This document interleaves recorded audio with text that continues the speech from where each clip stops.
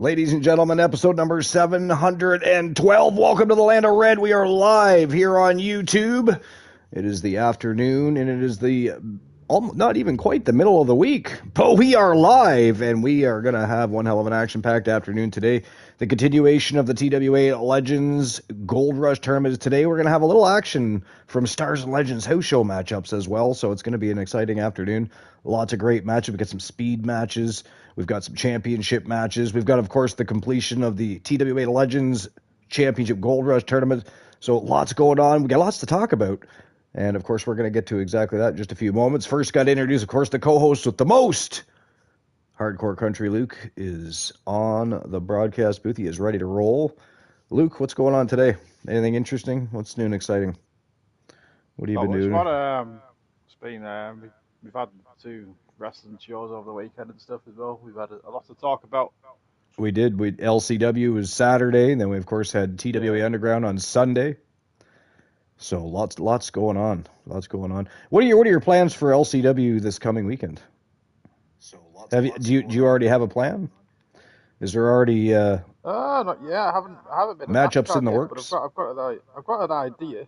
I've not made the show yet, fully yet.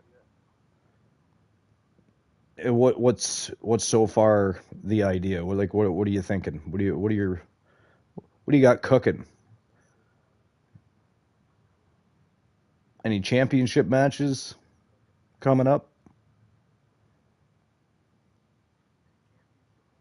in LCW? Yeah, we are basically we're looking to build up some great storylines so far. We're going for our women's pay-per-view, and we're also going to do our first 2 pay-per-views are all women's pay-per-view, and we've got the British Bash as well, LCW British Bash coming up. Awesome. British Bash.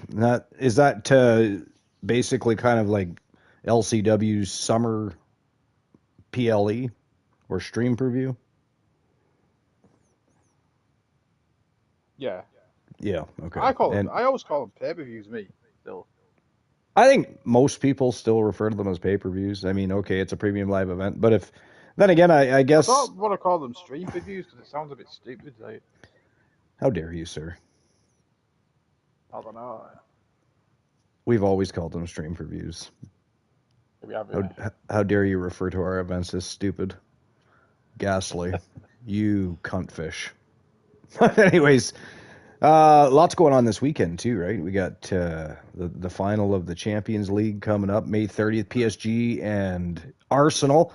And of course, if Arsenal wins, they complete the historic double, the English title and the European title in the same year. What are your thoughts on that? I think we can do it. Me too. I do. I honestly believe that we can. I think it's going to happen. I think it's a big year for Arsenal. I mean, rightfully so too. I mean, they're very deserving. And let's face it, they were the top of the league all year long. For the longest time, they were undefeated.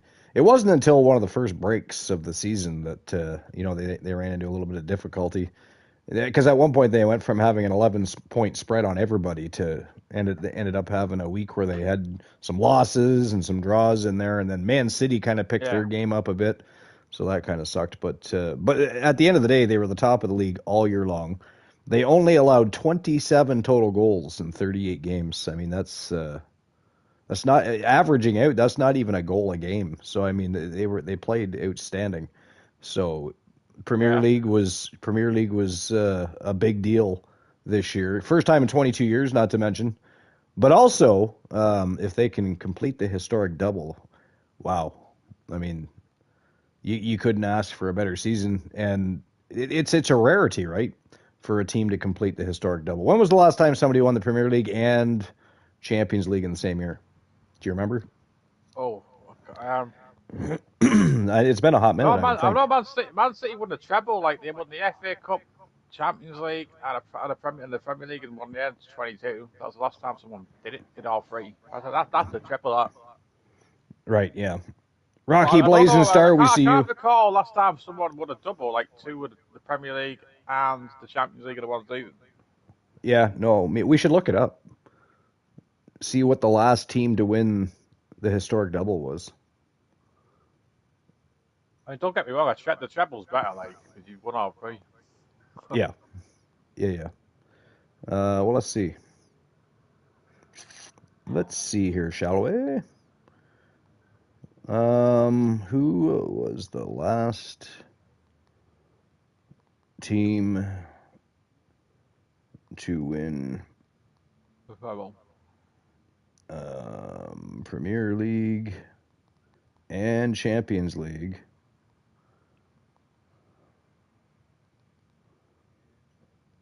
in the same year?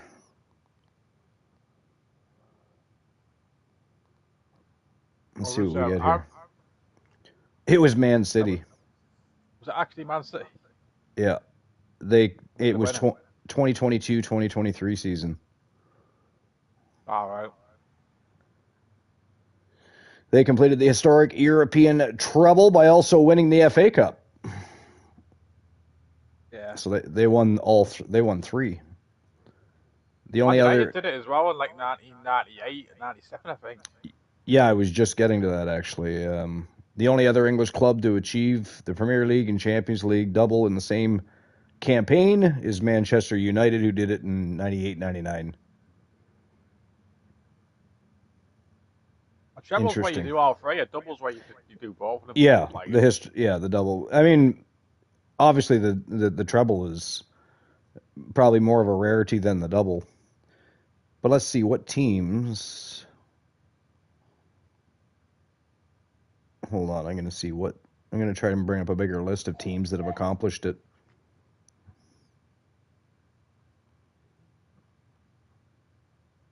If it'll let me, hold on.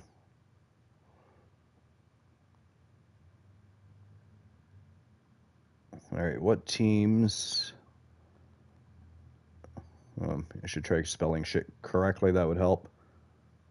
Have won Premier League and Championship League in the same year. Let's see here.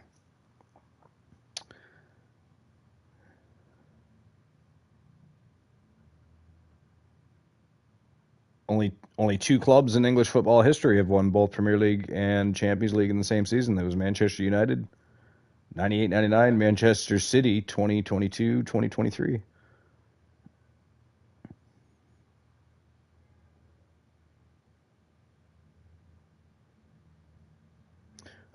So it notes that while Liverpool FC has also achieved a league and European Cup double, 1976-77 and 83-84, these occurred before the Premier League was established in 1992 during the era of the Old Football League First Division. Okay.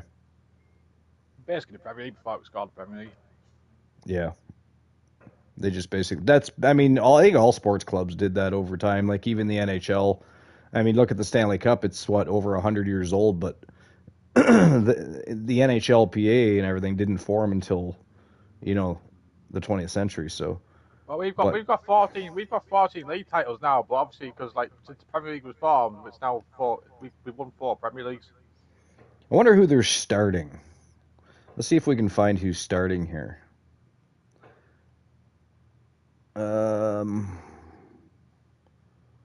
Who is starting for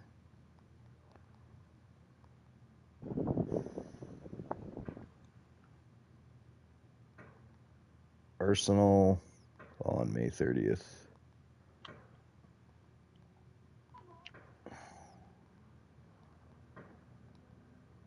All right, let's see who's starting, or if they even know yet. I mean,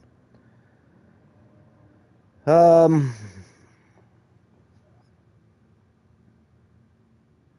it hasn't been locked in yet, so they don't know.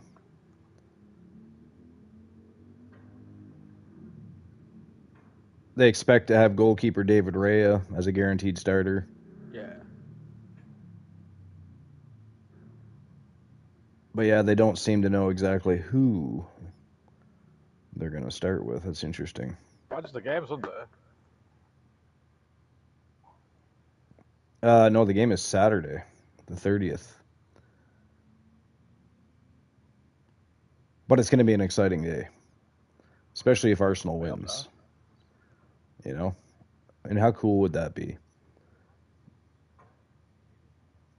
PSG versus Arsenal live this Saturday. Tell you what, if people think we're unbearable right now because we won the league, fucking imagine where till we win the Champions League, man. Yeah, exactly. Well, what do you Exactly. what where do you stand on this? Like, we're unbearable. People think we're unbearable when you win something.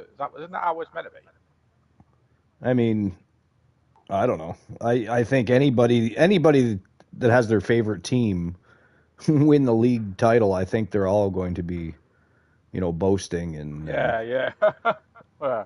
it's just sour grapes from people because their team either didn't make it But here's the thing: or everyone does it. If Moon Raiders team did it, I guarantee you'd be coming in here giving it all that. Chelsea gonna Team be Chelsea. champions Yeah, and all that. yeah. I can, When was the last time Chelsea won Premier League? 2017, I think. Was it 2017? Yeah. So it's been a hot minute for them. It's been 9 years. 2017, 2016. The year after they won the league, they came fucking third. They came like fucking like near the bottom of the table, like near the bottom half of the table, man. Crazy. Yeah. I don't know what happened. But I mean, yeah, I'm excited for it. The historic double is on. I believe they're going to win. I do. I believe they're going to win. Um, I wonder if Doman's going to play. Max Doman. I don't think I don't know if he'll start with the Champions League final. It might be. I mean, he started Oh, from the guy, Premier League. Why not? I say it might not be able to handle the fucking pressure, but he fucking seems to do this. He can do this. If he can become the youngest Premier League starter, maybe he can become the youngest The Champions League youngest starter. Champions League winner. That would be interesting, wouldn't it? And winner, yeah. Can imagine that at 16 you win Premier League and Champions League, historic double, Well, so at 16 year old, you've completed football basically. right? I Like mean, there's not and honestly, club wise, there's nothing bigger to win than the Champions League. no, I know, and he's just getting started. He's nowhere near even having a prime yet. So, like I said, he's 16. Look how good he is. Imagine how good he's going to be by the time he's 19, 20. And at that point, he still has what? That boy didn't get a sniff of the England team, man. I can't believe that. Yeah, it's crazy. Maybe you should have took him for the experience. Maybe. Might have been a good idea. What I see Great Britain's not doing exactly well in the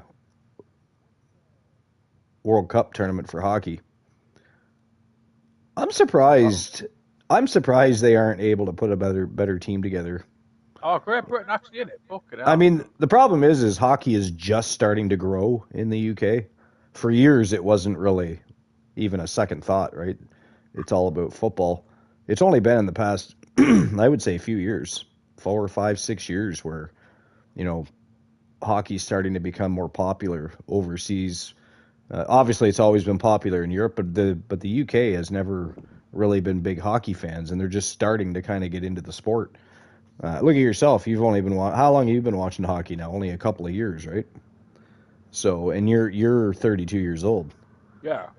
So, I mean, it is what it is. But I think as hockey grows in the UK, you're going to start to see more and more because most English athletes are all very good. So I don't think it'll be too long before you actually see some good hockey players start to come out of the UK. I don't think. I think that time is coming, in my opinion.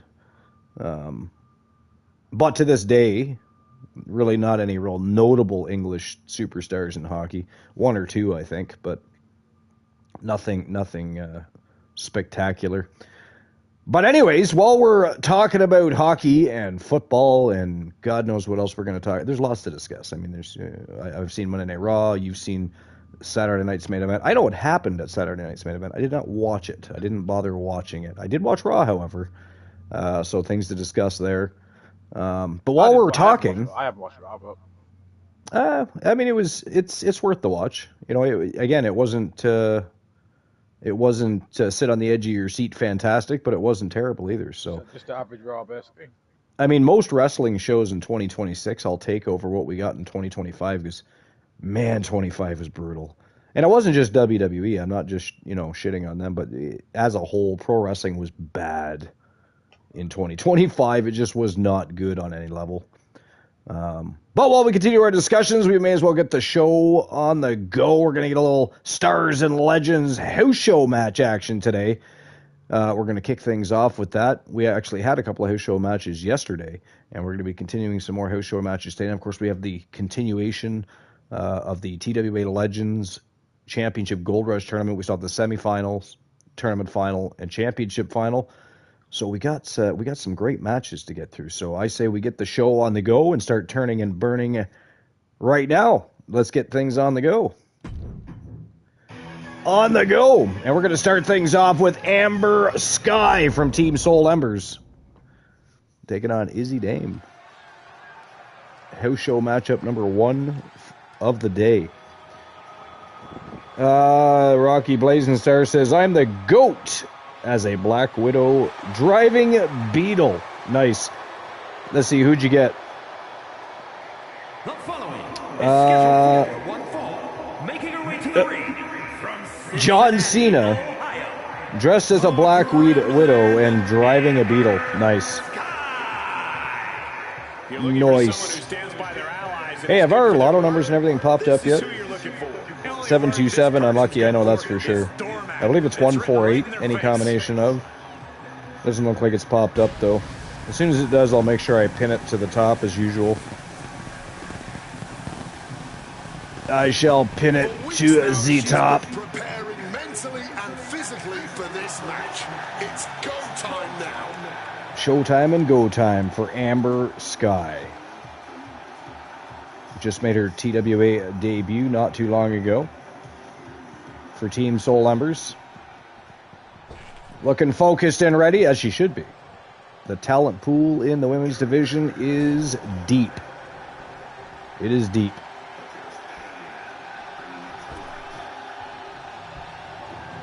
But here we go.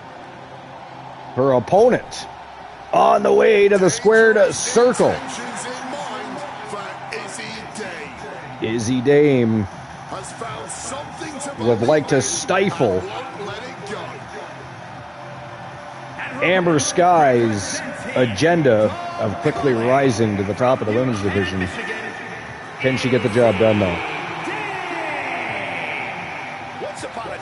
Can she get the job done? That is the question. From an impressive collegiate athletic background, but now she's become ruthless, become darker. Or better yet, can Amber Sky get the job done? Can she defeat Izzy Dame?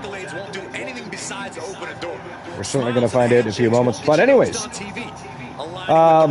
so what, Luke, because I know you've watched Saturday night's main event, what was your likes and dislikes coming out of Saturday night's main event? Did you have segments of the show that you really liked and others not so much? I mean, you're the only Luke on the broadcast booth. Calculating, vicious. Oh, why? I have no idea. Did you have any likes? Was there anything about Saturday night's main event you did like, though? Yeah, I quite enjoyed the tag match with Street Profits. Okay, yeah, so speaking of Street Profits, I literally just watched a matchup between Seth Rollins and Montez Ford on Monday Night Raw, so you can look forward to that, because I know you haven't watched Raw yet, so I won't tell you what happened, but they are going to have a match. One thing that happened, I know, two things, actually, that happened at Saturday night's main event, was Logan Paul was injured. He has a torn tricep. So he's going to be out for a few months. And Sol Ruka has some sort of injury, but they're still basically acting as if she's going to be facing Becky Lynch at Clash in Italy. So I don't know how, maybe it's just a sprain or, something of that effect, of that nature. I'm not really sure. But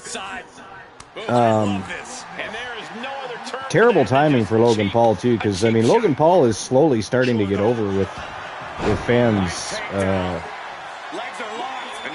In pro wrestling, period, people are just taking notice.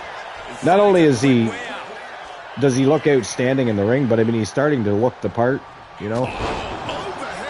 He's definitely a lot more jacked than he was. That's for damn sure. So we know he's taking things seriously. He wants to be a top player in the company. So this is a good thing. Sol Ruca, also bad timing for her injury, depending on how injured she is and how long. I mean, hopefully her matchup is still... The thing is are they going to let her beat Becky Lynch at Clash in Italy, though? You know what I mean? Or is it just going to be another Becky Lynch payday, so to speak? I'd like to see Sol Ruca win. I'd like to see her win that Intercontinental Championship. I like Becky Lynch, don't get me wrong. But I just feel like, yeah. I mean, I don't know how you couldn't, I suppose.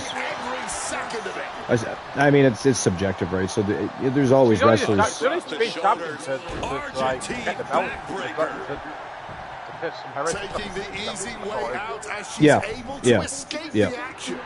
Get some prestige behind it. But I think Sol Ruca deserves it. I think she should definitely pick up the W.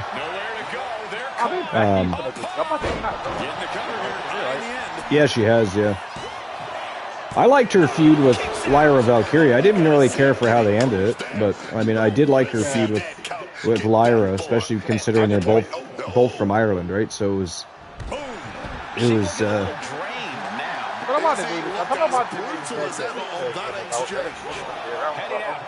I know, and shortly before that all took place, they acted as if she signed this extensive contract with WWE and was going to be around for the long term.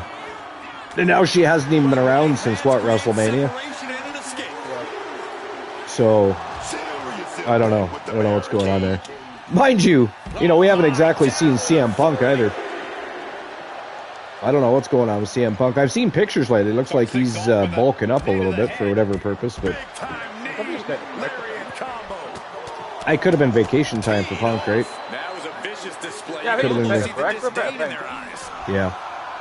I mean, he'll probably end up facing the winner of, at some point anyways, probably facing the winner of Jacob Fatu and Roman Reigns, I'm sure. That would be my guess. I don't know how that's gonna go down. I don't know who they're... They might move Punk to SmackDown, maybe. I mean, that's not a terrible idea when you think about it. I don't know. It depends, I guess, if you... Exactly. So I actually do expect Punk to go to SmackDown at some point. Whether it's for the long term or if it's just to feud with Cody. But that, and we've already had CM Punk versus Roman Reigns. Now we could have CM Punk versus Cody Rhodes.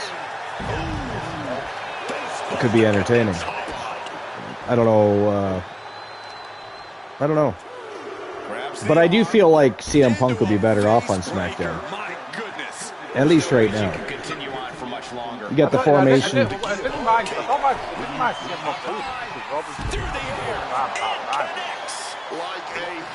Here's the other question.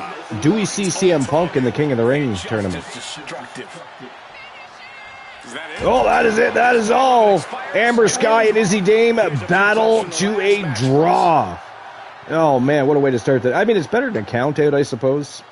It does, it's a continuation of a rivalry, if you will, when two people draw, because they're going to meet up again. They're going to face each other again in the squared circle. But I think Izzy Dame's pretty talented, really. Izzy Dame is very talented. Couldn't get the job done against Amber Sky, though. But then again, Amber Sky couldn't get the job done against Izzy Dame either. These guys are going to have to square off a game. I'm talking about NXT as a whole, because you mentioned it. Yeah. Yeah. Well, it's because she was wrestling Amber Sky, that's why. Oh, yeah. She's also wrestling as well. All right, moving on. Our second matchup of Stars and Legends is on its way. And here we go. Here we go. It is another speed matchup coming your way. I got to tell you, the speed division's been phenomenal. But he is the former TWA speed champion, and he is currently the reigning, defending TWA World Heavyweight Champion, representing Team Moon Raider 25. It is the assassin, Moondust, leader of Team Chelsea. Speaking of which, Team Chelsea probably looking for a little vengeance, a little revenge after losing their TWA Underground World Tag Team Championship on Sunday.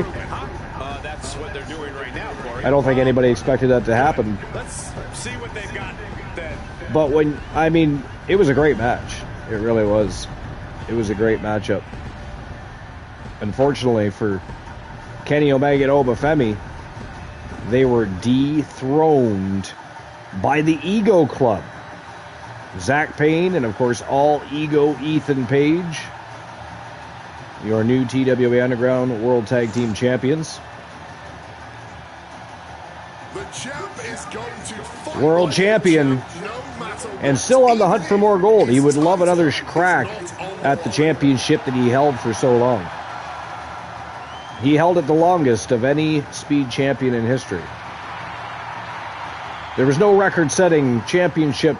You know, he didn't hold the championship for a record-setting time allotment or anything, but he still held it the longest, defended it the most times, and of any speed champion thus far. I'm guessing, however, if BLK has anything to say about it, that will change soon enough. BLK still the reigning, defending TWA Speed Champion, and he is still undefeated at 6-0. 6-0.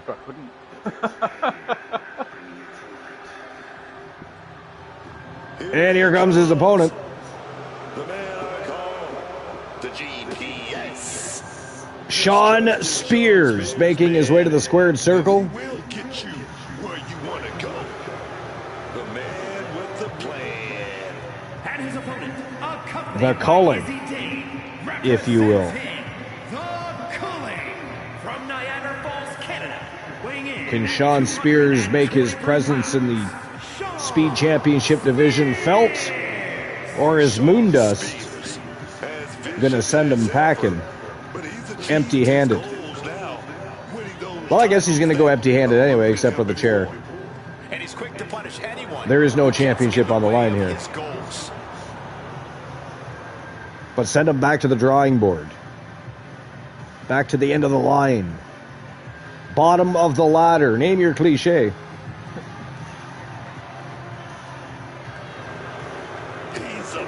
And that is our next matchup. The World Heavyweight Champion Moondust versus Sean Spears in a TWA speed match. Blackjack is 19 to beat. Did you get 19?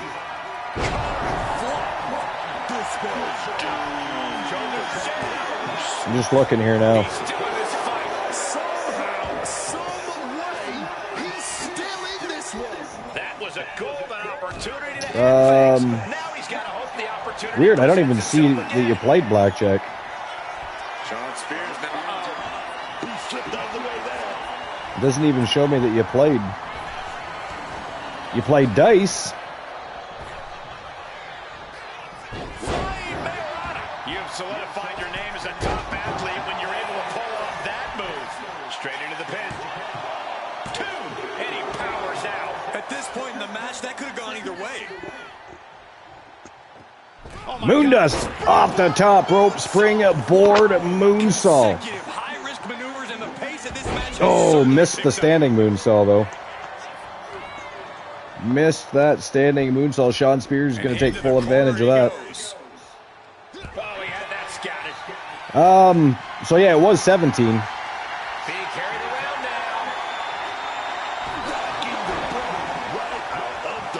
now. Lotto 727. Yeah, that's unlucky. Oh, swanton Yeah, I don't know why it's not showing me that you played blackjack. It shows me that you played dice, the lotto, superstar, animagus vehicle. Being applied. Inverted Texas cloverleaf applied. I don't see blackjack though. That's locked in. He gets up. It is Oh, look at that. Just like that, it is over.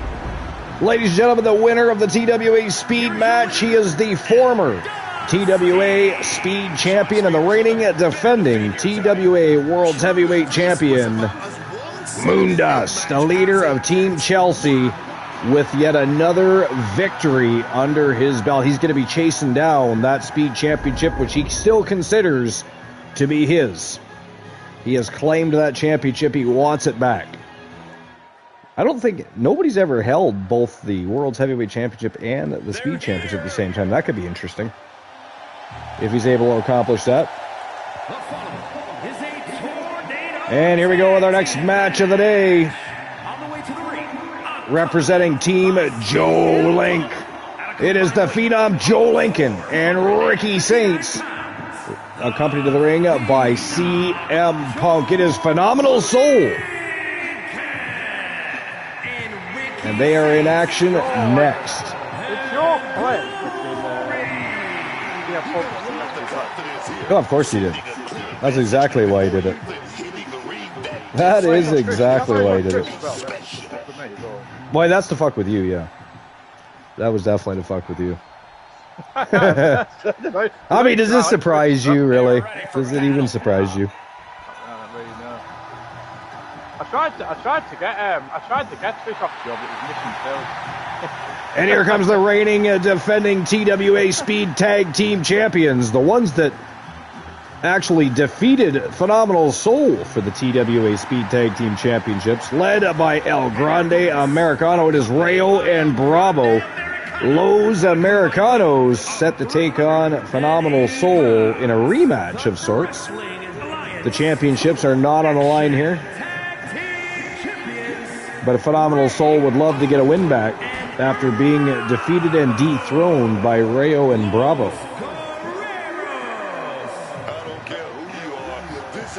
Ole, ole, ole.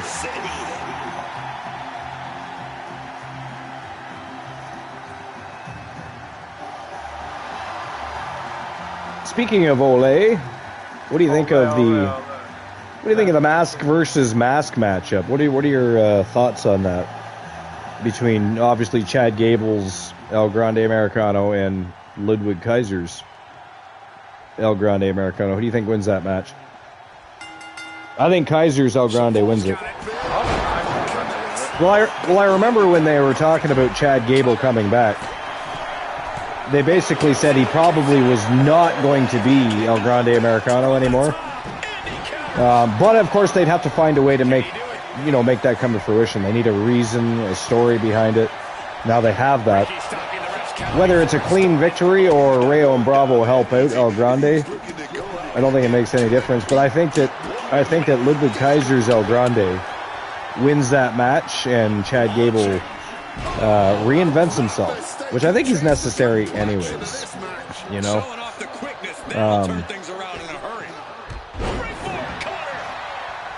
I don't know what they're going to do with Chad Gable, but they definitely need to do something different with Chad Gable. That I would say. That I will say. They need to do something different with him. I think he's got more potential than they're giving him credit for. Rocky Blazing Star says, I sent you a screenshot. Well, that won't be much good. I'm live on YouTube. The Land of Red. TWA Stars and Legends. Remainder of TWA Legends Championship Gold Rush Tournament. There will be no screenshot looked at. How dare you? How dare he, Luke? Try to send me a screenshot while we are still live. Ghastly. It is ghastly behavior.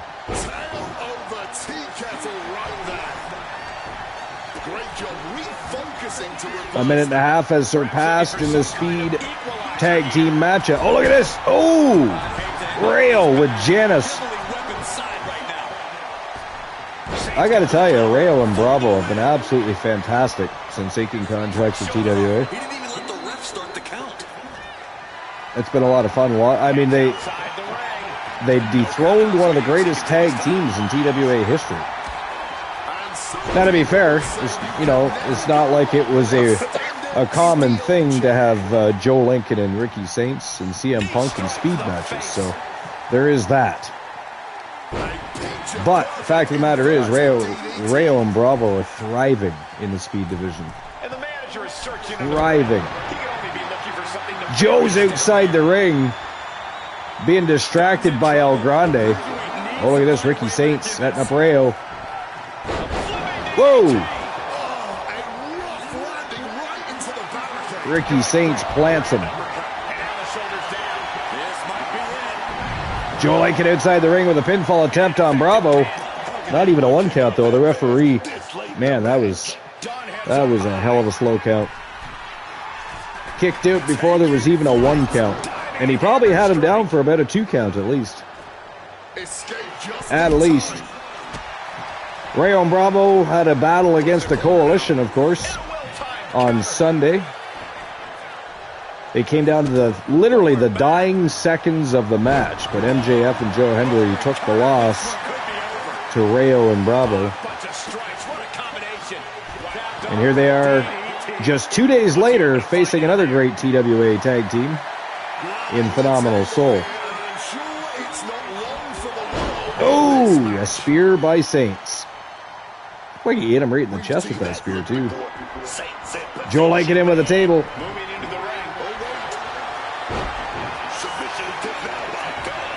Table did not get set up though. Bravo made sure that did not happen. About 1 minute 10 seconds left of this speed matchup. It's definitely been a back and forth contest. Oh, I heard it sounds like that barbed wire bat got utilized.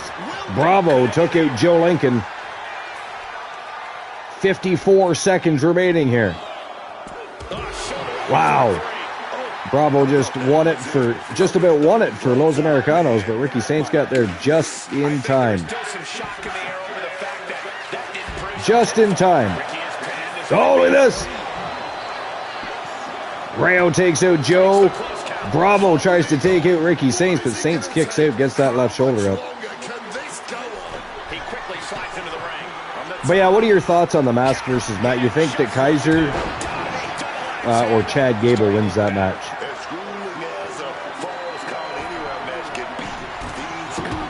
What are your thoughts on that, Luke?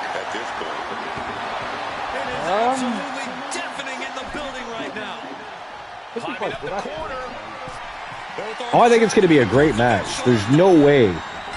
Oh my God, another draw. We got back-to-back draws here. I don't think the original El Grande should win because the Kaiser one is just much better. Yeah, oh yeah, way better. Yeah. Back-to-back draws so far in TWA. First in the women's division, now in the men's tag team speed division. Great matchups, though, between Phenomenal Soul and Los Americanos. Another matchup that'll have to be run back at some point. But here we go, next match of the day. And this, too, is a TWA speed matchup. The former TWA North American champion, Rock Roberts, is in the house. He is in the house. He is ready to roll. Ready to turn and burn. From Knoxville, Tennessee. I wonder if he's a fan of Kane. Or Glenn Jacobs, I suppose he is at the moment. You know, considering he's the mayor of Knoxville. A me-first attitude is the best way to make it in this business. I will admit this. But I wonder if Rock Roberts, greatness he calls himself. I wonder if he's a fan of Kane, of Glenn Jacobs.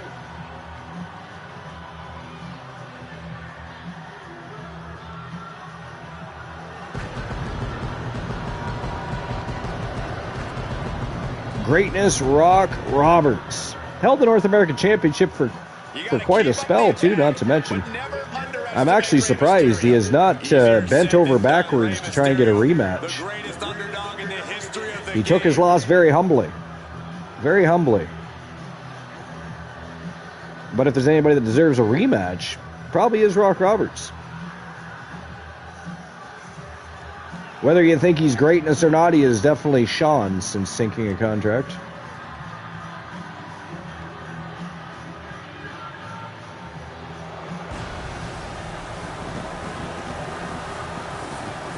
Greatness Rock Roberts, of course, from Team Rock Roberts.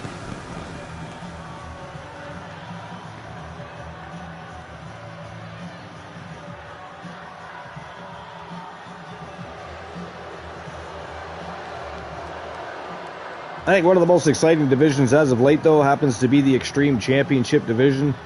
And man, oh man, is the goon Luke Ballmer ever. I mean, he is putting on he's putting on spectacles, man. Putting on spectacles. He already defended that title twice. He has claimed it. It is his. He's going to pull out all the stops by any means necessary to make sure nobody takes that Extreme Championship from around his waist. The LWO is in the house. And his opponent, representing The Latino World Order. California, weighing in at 175 Dragon Lee set to take on Rock Roberts here this afternoon, in which should be a very high-octane matchup.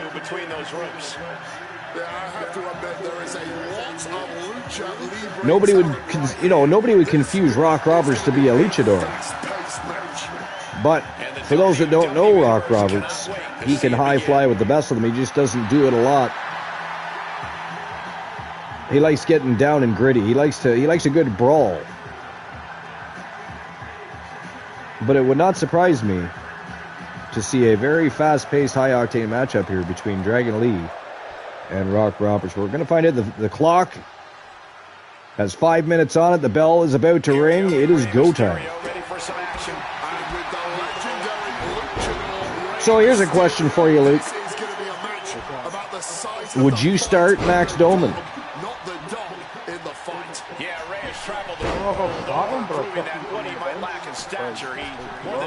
Yeah. Now the question is, would you have said the same thing about starting in the Premier League? Yeah. So. Well, that's what I was thinking. Like, if they consider him good enough to be the youngest starter in the team, is it the team's history or the league's history? It might be the league's history. 16 years old. 16 years. It's crazy. It's crazy that he is that good. He's already won a Premier League as well. I know. And now, and as of Saturday, he might be able to call himself a historic double winner. You know what I mean?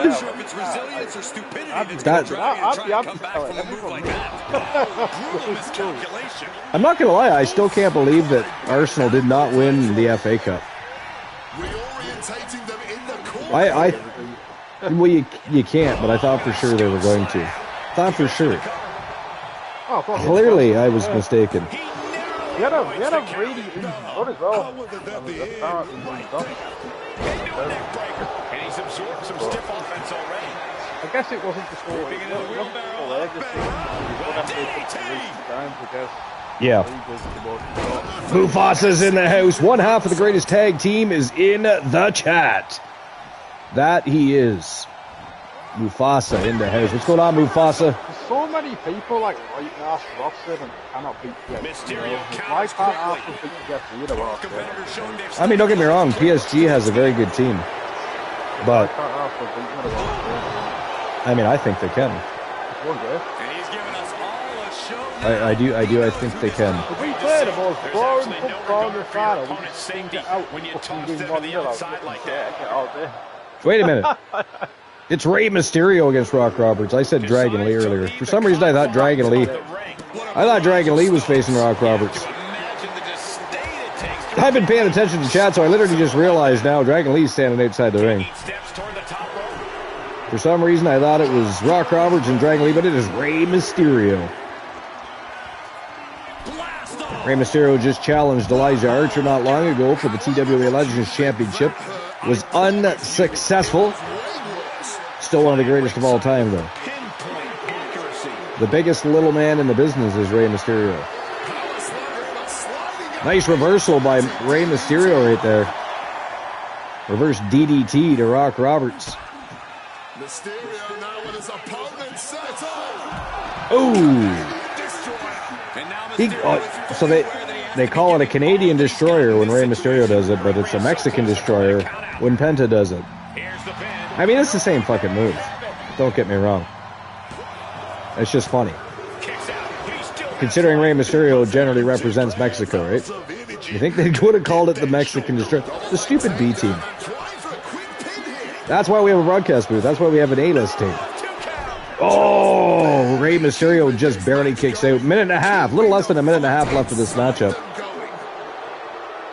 We're all hoping for a decision here because we've had back-to-back draws. Which is ghastly, by the way. Rock Roberts off the second turnbuckle. Big flying shoulder block.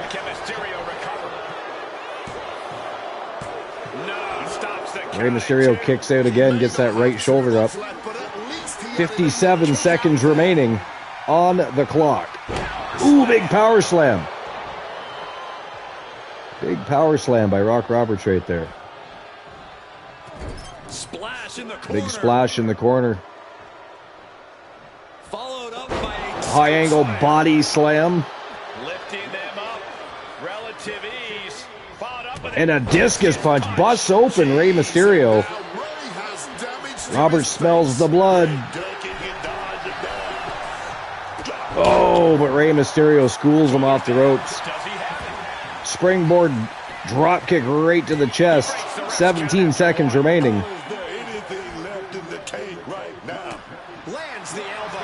I think we're headed for a third draw in a row. What in the blue hell is happening today? Wow, another draw. 3 matches that'll have to be run back at some point. That is crazy. That's a crazy way to start the day. Crazy way to start the day. Such great matches, though. It's just a shame we're not getting any decisions so far. Is an Extreme Rules match and is for the Wrestling Alliance Northern Continental Here we go. Championship. Extreme Rules for the TWA North American Championship is next. Ilya Dragunov making his way to the squared circle. Will, of course, be taking on the Anomaly Rex, who is walking out the TWA North American Champion. Can Ilya pull it off? Or does the Anomaly Rex, with the exception to the loss he took from his brother Mufasa, of course, continue his reign of terror and reign as champion? To be fair, that was a great matchup between Rex and Mufasa. The two brothers went at it like they were mortal enemies. We, of course, know they are not. It was all in the good nature of the business. It was friendly fire, if you will, but they sure put on a spectacle for being brothers, I got to tell you. It went back and forth. At one point, you weren't sure if Mufasa was going to pull it off or if his younger brother was going to pick up the W and become a double champion for the first time in his career, as the TWA Underground Submission Championship was on the line. But Mufasa got the job done. Family or no family, nobody was taking that belt from him. Nobody was taking that belt from him. Much like nobody's taking the belt away from Anna Jay, it was now sitting at a 189-day reign as TWA Underground Submission Champion.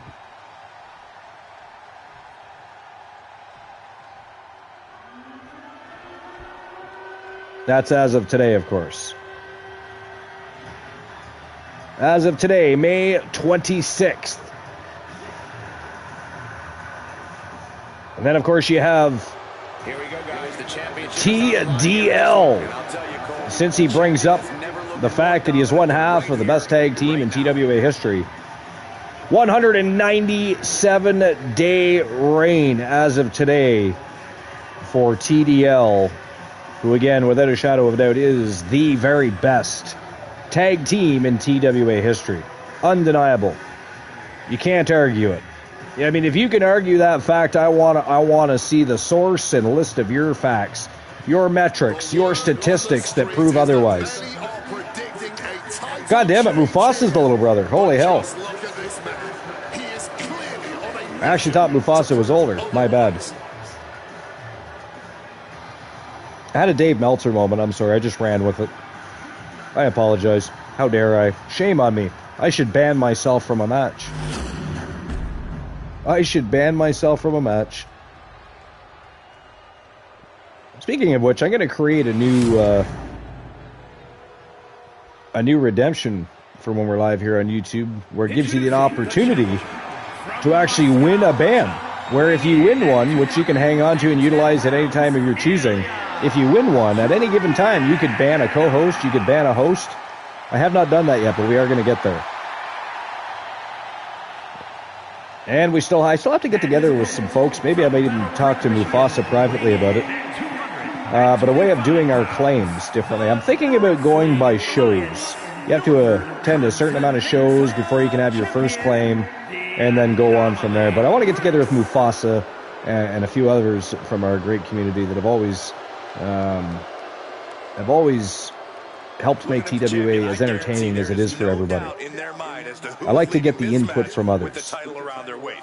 As I've always said, TWA does not belong to Archer. It belongs to the community. It belongs to the TWA wrestling community, the Fam Jam. So therefore, decisions, especially big decisions, most of the time at least, I understand I have to make some decisions. I get that. But, I believe that the Fam Jam deserves to make some decisions when it comes to their wrestling alliance, if you know what I mean. Rex is older by 3.5 years. Really? Okay. For some reason, I thought it was reverse. I thought Mufasa was older by the 3.5 years. I stand corrected.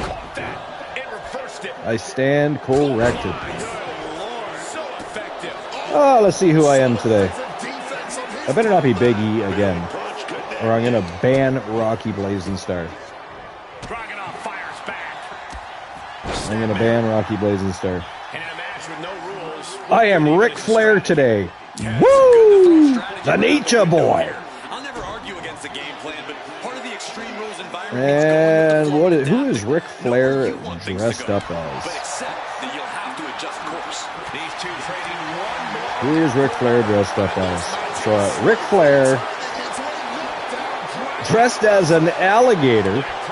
See, I can see Ric Flair wearing an alligator belt, a pair of alligator shoes, an alligator wristband on his Rolex watch. So that's kind of fitting. And let's see what he's driving. It'd be funny if it was a limo or a plane. Here we go. Let's find out. A fucking moped. It started off cool. Ric Flair dressed as an alligator, but now he's riding a fucking moped. That is ghastly. Whether you like Flair or you don't like Flair, the man deserves something better than a fucking moped to get back and forth between arenas. That is crazy. Boss Apollo is in the house. What's going on, boss? What is going on? I see Joe and JoJo are going to be ready to ink new re-ink contracts soon. They're re-signing. As is Big Farmer Jackson and Emily England. Exciting times are on the horizon. Exciting times. You got a couple of ideas? And gets tossed back into the mat. Concerning what? A little sizzle concerning what? 6 and a 2. Dice is 4 and 3.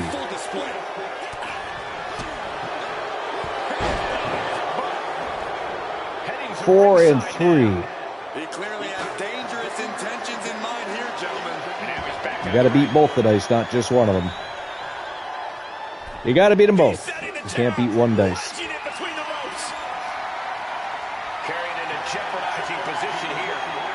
99. Oh man, Rocky Blazing Star gets the dreaded 99. I'd rather be 1% than 99. At least they can only go up from there. When you get 99, you know damn well the next time you attempt it, that some bitch can drop. Right? That sucks. But yeah, I gotta tell you though, Rocky likely gets 99 more than any other person I've ever seen, period.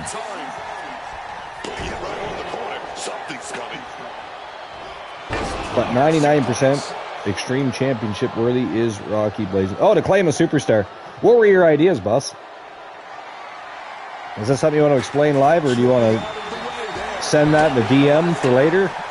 That's up to yourself. Yeah, 19 to beat for Blackjack. Even though I can't see it anywhere, Rocky says that he beat the 17. For some reason, it doesn't show that he played. But he says he got 19, so that beats 17. So 19 is the number to beat for Blackjack. And of course, if you win the Blackjack, then you have the opportunity to claim a superstar down the line. Or if you know somebody that could use it more than yourself, you can always donate that to somebody. That's up to yourselves. But yeah, let me know, boss, if that's something you want to discuss while we're live, or if you'd rather talk about that later. That's fine too. You've got 99% 5 times. Yeah, I know. It's easily the most out of anybody, I would think. Most out of anybody, I would think. It's crazy. It is crazy the amount of times you've got the dreaded 9-9. All right, let's see. I haven't played Blackjack today. Let's check that out.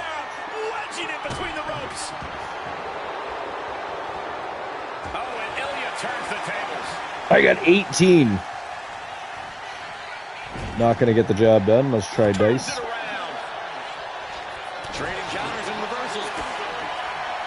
Let's try those dice. Pair of 5s. I am leading at dice. At least for now.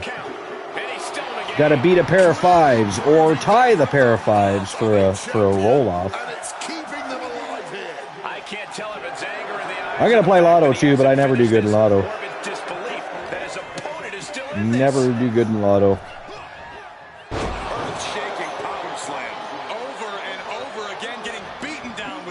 805. Unlucky. And he definitely has plans for this. Unlucky. The beauty of this business, we're always learning new. Yeah, I never do good at Lotto. I don't even know why I bother. Let's try my hand at Extreme. I gotta be honest, if I win the Extreme Championship worthy, I would keep that on y'all. I would so have the One Elijah Archer challenge the Goon Luke Ballmer in a heartbeat. That'd be a great match. But it probably won't happen anyway. It will not. Stuck and looking for a solution. Looks like he's got something in mind for ringside here. I am 75% Extreme Championship worthy. What'd you do? You did. I know. You pulled a Moonraker. This is why we all do what we do.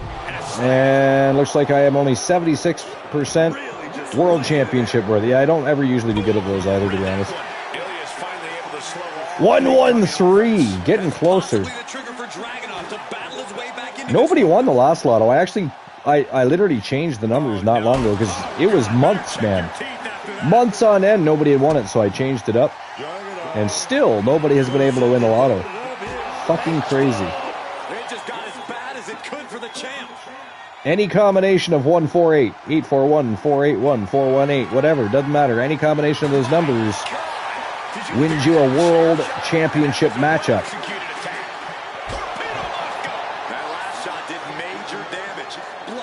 But yeah, I'm going to add some other things that you guys will be able to do, like win a Bana host, stuff like that. He's leaning on that ladder, trying to get his head straight. Not a very safe place to do that, though.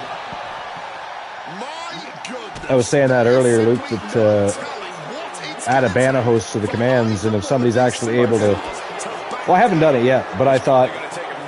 I discussed it a little bit. I think you pull a Moonraker, you pull a Houdini. But I had stated that if somebody wins banner host, then at any time, you know, that gives them the option to ban a co-host or myself or whatever. Guest host if we have one. I just haven't implemented it yet. I have not created that command yet. And I can do some other things. And I still have to figure out the claim piece as well. Because we need a new way of claiming superstars now that we're barely ever on Twitch TV. I mean, we're still going to go to Twitch here and there. I just haven't found yet a good reason to go live on Twitch lately. But it will happen eventually. It is our original home of TWA, so we can't abandon it completely. But we definitely won't be in the land of purple very often. I think we're much more comfortable now here in the land of red, I think. So far, one hell of a match between Rex. Look, oh, I didn't even realize he was busted open. Ilya Dragunov got him bleeding.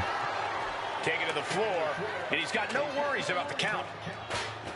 Oh, he hit the ladder instead of Ilya. Ilya sets up a ladder in between the commentator table and the ring. Let's see if anything comes out of that. Will anything come to fruition as a result of that ladder being set up? We're going to find out. Oh! Rex reverses the situation. Oh my God. Jesus Christ. Did you see that? Oh! Big, huge European uppercut from Ilya Dragunov. Now beating the champion with a chair. It is Extreme Rules. Anything goes. Wow. Ilya heating things up in the kitchen. He wants that championship. He's looking to dethrone the Anomaly Rex here. Rex with a nice reversal, though. He's going to do what it takes to try and keep that championship. But what a match between Ilya Dragunov and the Anomaly Rex here. It is not a speed match, right? So we're guaranteed a decision this time. And that is it. That is all, ladies and gentlemen. The winner of the match and still your TWA North American champion, the Anomaly Rex. Going home with his gold. Bleeding all over the place, but sending Ilya Dragunov to the back of the line. What a fantastic match that was. That makes up for the 3 draws. 3 back-to-back draws we had. How crazy is that? 3 draws, 3 future rematches. But there you have it. He is still your TWA North American champion, the Anomaly Rex. All right, moving on to our next match. That was a great way to bounce back from his loss to his brother as well, not to mention. Again, Mufasa just beat him on Sunday.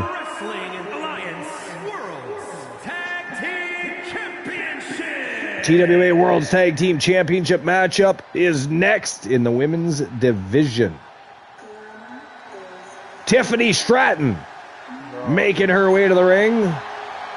And, of course, Blake Monroe, her partner in crime. Looks like Blake's coming out first, but here comes Tiffany right behind her. Coming up next, ladies and gentlemen, is our Glamorous Time. Championship match. Looking to dethrone Tessa and Morgan James. Inside that ring never ceases to amaze me. Glamorous Time, of course, represents Team Hardcore Country Luke, and of course Luke would love to have those tag team gold as part of his faction. Would love to see Tiffany and Blake pick them up, win them, take out the champs.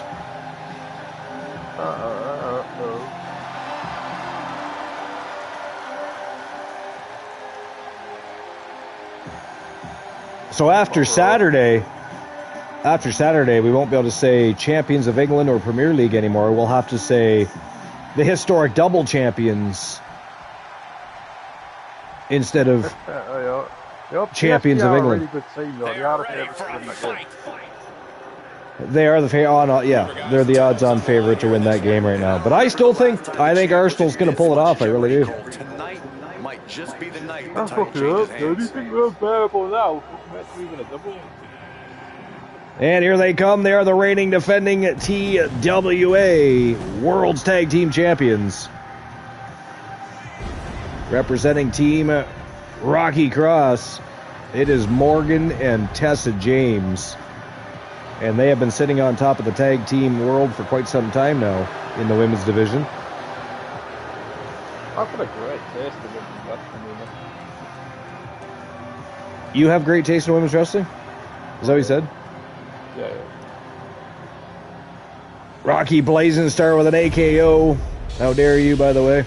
I do not appreciate that. I probably name you could name pretty much a lot of my favourites off the top of the head. Probably Introducing the challengers, the team of Tiffany Stratton. Yeah, Trish Stratus, Gail Kim. There's so many great Lita.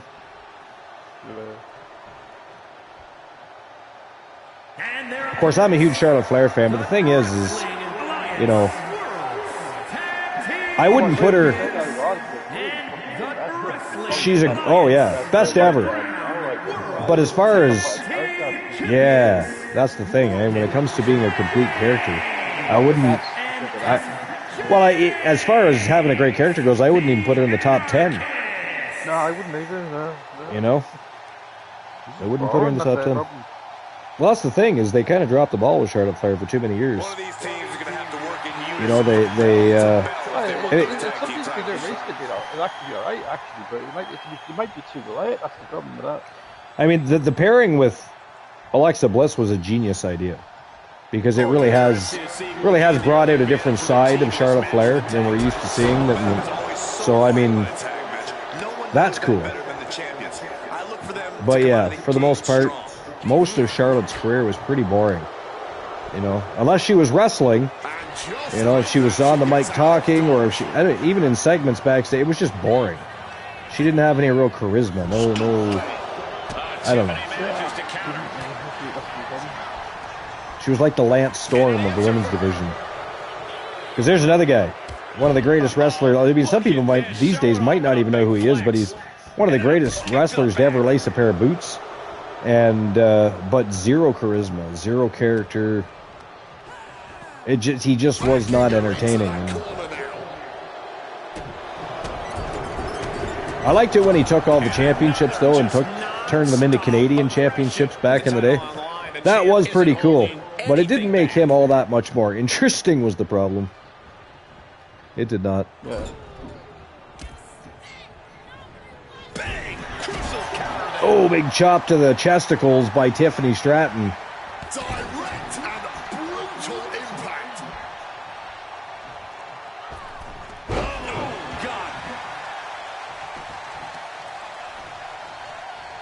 Glamorous Time so far doing a great job. Oh, yeah.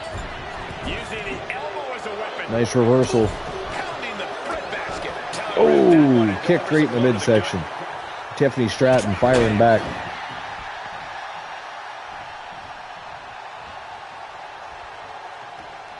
Firing back on all cylinders is Tiffany Stratton for Glamorous Time here.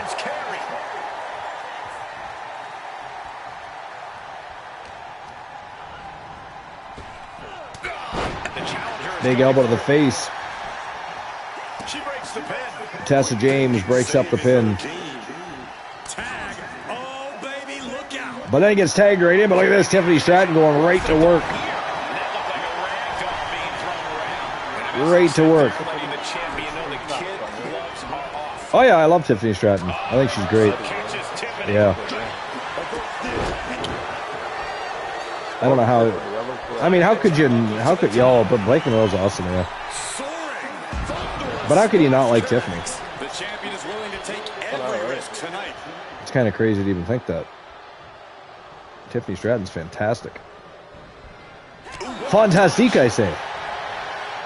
And gets sent right into the corner. Tag made. Tag made. In comes Blake Monroe. Going upstairs she is, though. Taken to the skies is Blake Monroe. Big flying elbow drop. You could pretty much say like my favourite, but the rest is like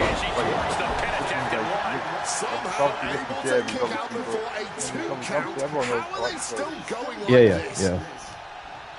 Another delayed count by the referee. Basically allowed Morgan James to get back in the ring and help out Tessa James. Which, I mean, that's what tag teams do. But it was a very slow count that Tiffany Stratton received. Morgan James taking it to Blake Monroe here. Looking for a 3. 1 count only. Liv Morgan, yeah, he does not like Liv Morgan at all. I don't know why. I don't understand it. Liv Morgan is. I mean, I didn't always like Liv Morgan. Yeah, no, I don't agree that she's a shit wrestler. I think she looks like a superstar these days. Thing is, I don't.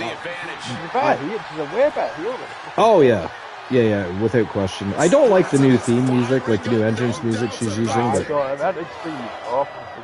yeah, yeah.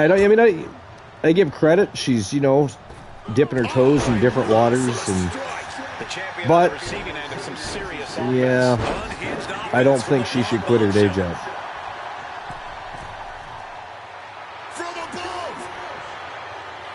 I don't think she should quit her day job. Tiffany Stratton from the second turnbuckle.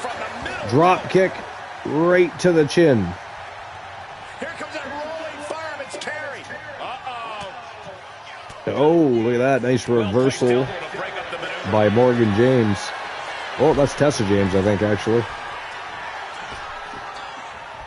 619. That is Tessa James, actually. It is indeed.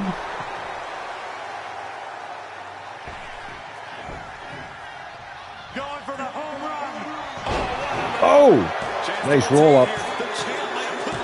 No way, she got it with that? Wow. That's fucking crazy. Well, ladies and gentlemen, that is it. That is all. The winners of the match and still your TWA World's Tag Team Champions. Representing Team Rocky Cross, it is Morgan and Tessa James, the Anarchists. Still your World Tag Team Champions. Congratulations. Holy. I didn't think she was going to get the pinfall there. I mean, that was kind of crazy. That was kind of crazy. That is for the Wrestling Alliance Women's Television Championship. TWA Women's Television Championship on the line here. Maria Juliet Francis, also known as Madam MJF, putting her championship on the line here. She is a fighting champion, and look who it is. Representing Country Dominance and Team Hardcore Country Luke. She is one half of the TWA Speed Tag Team Champions. Fallon Henley in the house, folks. Fallon Henley is in the house. One of Fallon's favorite hobbies is to call people out. It's going to get rough around here.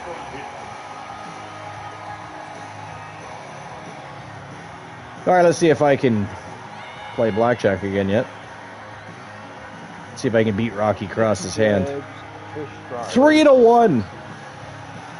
Oh boy. Yeah, I did not. Nobody's tied or beat my pair of fives and dice yet.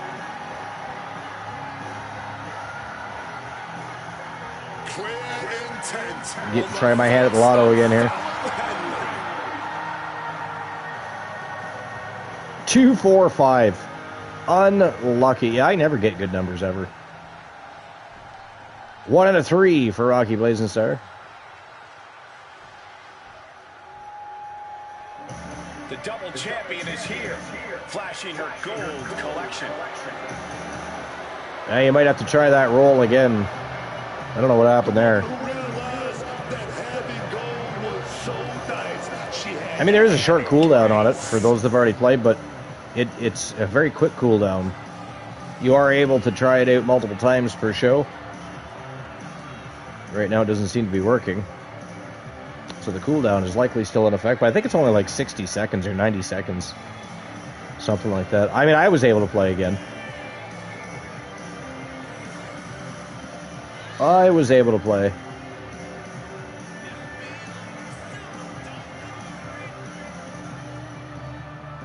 There is no poker, it's just blackjack.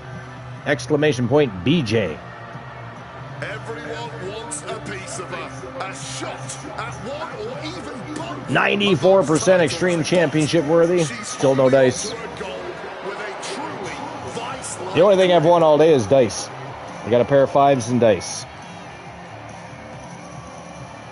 Pair of fives. Everything else, unlucky.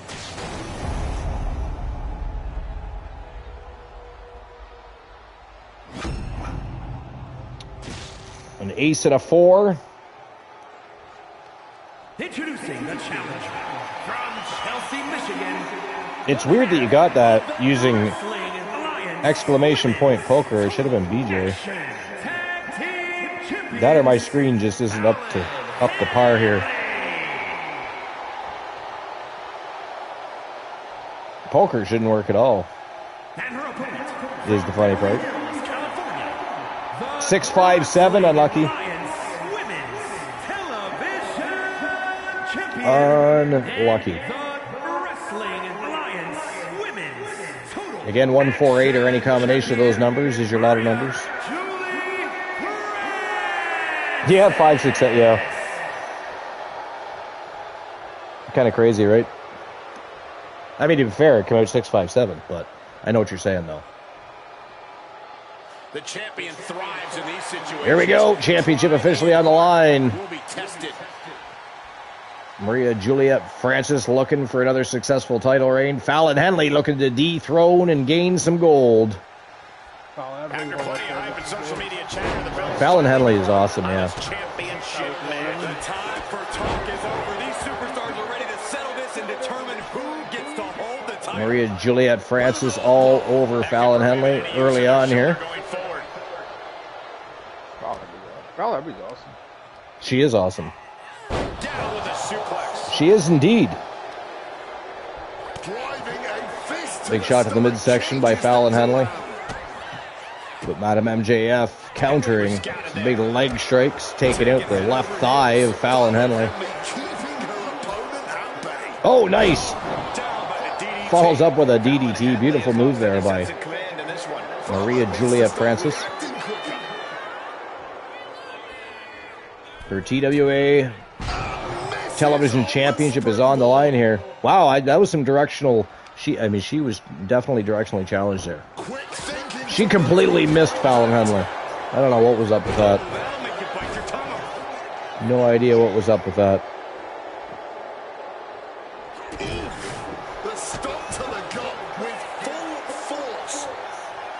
Fallon Henley firing back here. Nice face plant to the champion. Champ gets right back up, though. You're not going to keep the champion down that easy. Got to keep that pressure going. Keep her on her toes. Not in a good way. I should have said heels. Keep her really on her heels. Is a better way to put it. Oh, she puts the brakes on that. Oh, kick right to the gut. Fire with a straight shot. Oh, Fallon and Madam MJF are set to trade blows here, I think. We're going to have some fisticuffs, I think, here. Old-fashioned fisticuffs. The willpower, the sheer guts of these two. Good Lord.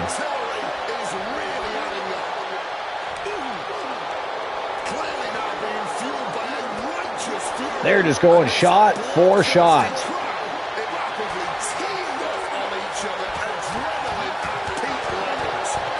Wow. Ending this test of wills with a big exclamation point. Oh, nice. Fallon Henley with a pump handle. suplex to the champion. She was close to the end. Got it. Wow, she got a 2 count. Except for we'll have to say champions of England and Europe on Saturday. Champions of the world. Champions of the world. This may be the challenger's moment. Shoulders down. Kick out. Wow, another 2 count by Fallon Henley, but the champion kicks out. She's still in it to retain it. Leaves everyone shocked. But will the Fallon Henley's in it to win it. The champion's in it to retain it.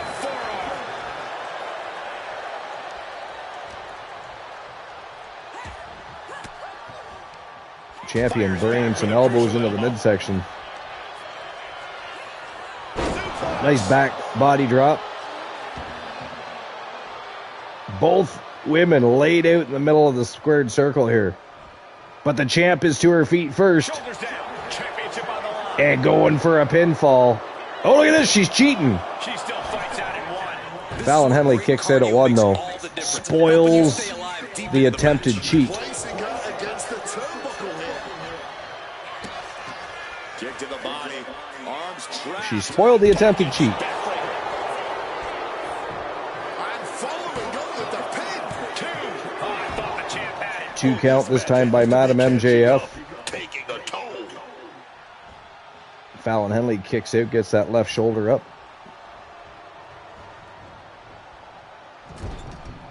And Henley Eating the turnbuckle pad. Pinpointing the trachea.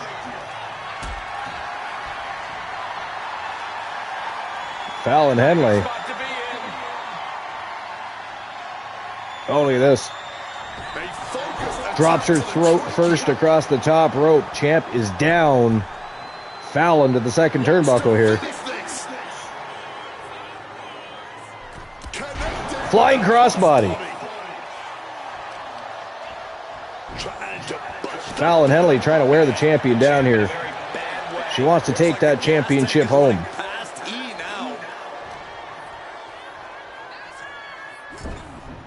Again, Scouted there. Madam MJF eats the turnbuckle. reversing the reversal. To the midsection double underhook. Oh, look at this. Double underhook. I mean, that was a lung blower. That means her chesticles came right down across the knees of Madam MJF. I gotta tell you, that's gotta hurt. That's gotta hurt. There's no way that doesn't hurt. Big maneuver executed perfectly, but still was not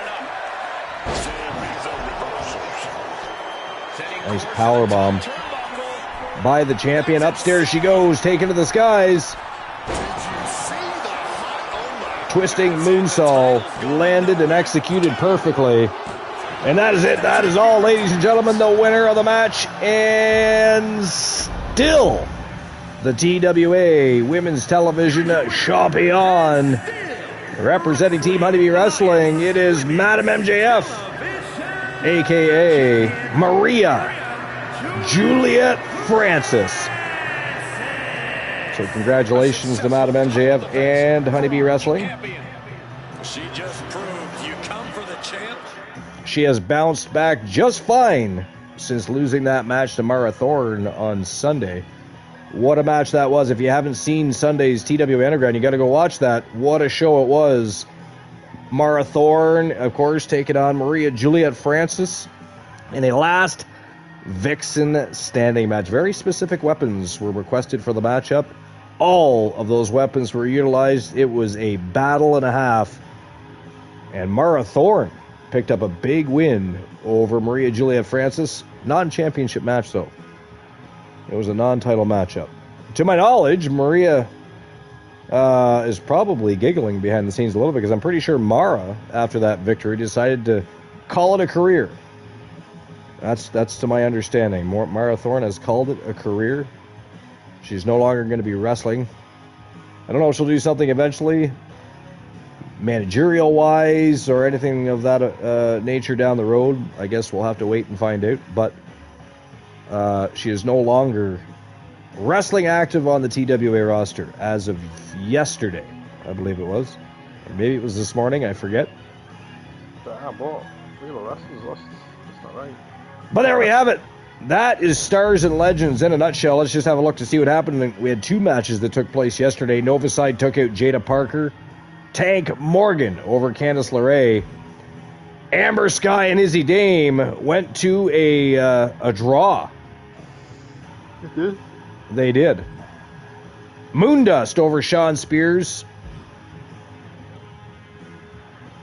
Phenomenal Soul and Los Americanos went to a draw as well. We had 3 back-to-back draws.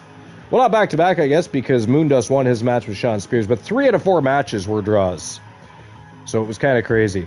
Rock Roberts had a draw against Rey Mysterio in the men's speed division. The Anomaly Rex took on Ilya Dragunov. That was a hell of a battle, but the Anomaly Rex proved why he is the reigning defending TWA North American champion with a big W over Ilya. Glamorous Time challenged the Anarchists for their TWA World's Tag Team Championship, but unfortunately, things went the way of the Anarchists, and Morgan and Tessa James are still your reigning defending TWA World's Tag Team Champions. Last but not least, Maria Juliet Francis, Madam MJF, puts her TWA Television Championship on the line against Fallon Henley from Country Dominance. But it was Maria Juliet Francis picking up the W and retaining her championship again. So, some great house show matches. Some great house show matches. But we're not done for the day. We also have a tournament to complete, do we not? We do. We have a tournament to complete. We're going to get that job done. Right now, we have the semifinals, the tournament finals, and of course, the championship final for the TWA Legends Championship. Let's just have a look at the bracket, shall we? So in the quarterfinals, Joe Lincoln took out Andre the Giant. Jack Stone took out Hulk Hogan. So it is Joe Lincoln and Jack Stone in matchup number 1 for our semifinals for this afternoon. The Wolfman Alan Severn took out the Iron Sheik, and of course, what shocked the world, I think, was the American Dream Dusty Rhodes defeating Eric Dangerous and moving on to face the Wolfman Alan Severn in today's semifinals. I don't think anybody saw that coming. I know I didn't. I don't know if anybody else did. I certainly did not. But that is our semifinals for today. It's going to be a Smoking Hot semifinals. Who's going to move on to the tournament final? Joe Lincoln or Jack Stone? Wolfman Alan Severn or Dusty Rhodes? We're going to find out in just a few moments. But before we get started, I do have to take a short bathroom break and a run to the facilities. Perhaps grab myself a beverage. So hang tight. Luke, perhaps you can remind people that Arsenal are the champions and serenade them with the beautiful voice of hardcore country Luke. Maybe just a couple of times while I'm gone. It might be good to remind people that Arsenal are the champions. And, well, they already are. They're the Premier League champions. They are the Premier League champions. And as of Saturday, May 30th, they will also be beating PSG and becoming Champions League winners. And they will complete Champions League as well to the history books. Yeah. They'll complete the historic double and be the first time that Arsenal has ever done so. But anyways, I won't be long. I shall be right back. Feel free to talk about whatever you want. We can talk about Mickey James. You can talk about how Arsenal, the very baddest and best team in Premier League. You got your pick. But I'll be right back.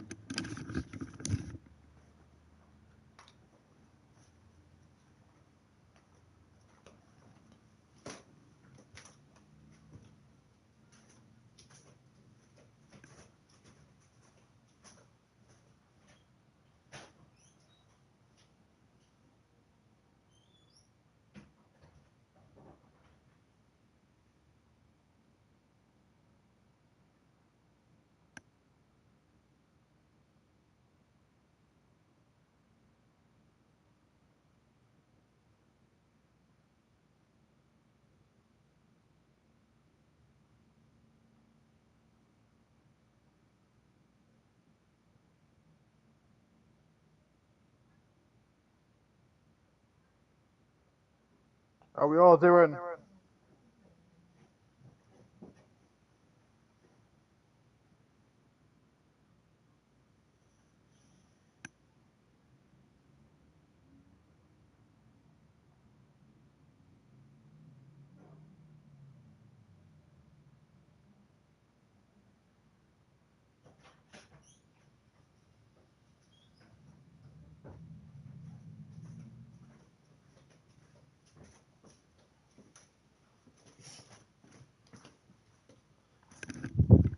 You know what I'm going to do while I'm getting my beverage? I figured, you know, you guys may as well have some action on the go while I'm getting my beverage from the concession stands. So what I'm going to do is I'm going to get our first matchup in the semifinals on the go. Get it turning and burning while I'm making my beverage. So let's get things going and get the ball back on the roll. Joe Lincoln, the phenom from Team Joe Lincoln, of course, the leader of Phenomenal Soul, taking on Jack Stone from Team Soul Embers. It is showtime and go time. Who's going to walk into the tournament final? Will it be Joe Lincoln or the giant SOB, Jack Stone? We're going to find out here in just a moment. What do you think, Luke? The Phenom or Jack Stone? Who's walking into the tournament finals, do you think? Who do you think wins the match, Luke? Bad. Jack Stone. You think Jack Stone beats the Phenom? I think so, yeah. I'd ask Moonraider, but he's deciding he's not joining us for the day, apparently. How dare he, by the way. But anyways, I shan't be long. It is beverage time. But we had to keep the ball rolling. So there you go. Joe Lincoln. Heading to the squared circle for Phenomenal Soul. Taking on the giant SOB, Jack Stone.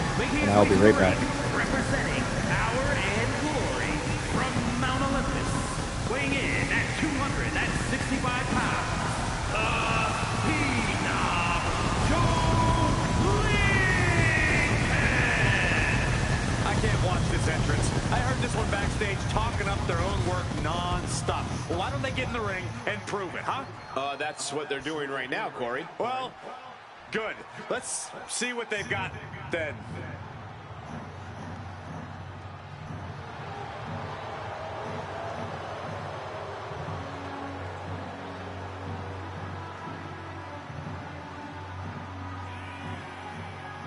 And his opponent from Mount Olympus, weighing in at 490 pounds, the Giant Jack Stone! You gotta wonder what's going through their heads right now. Big match feeling right now.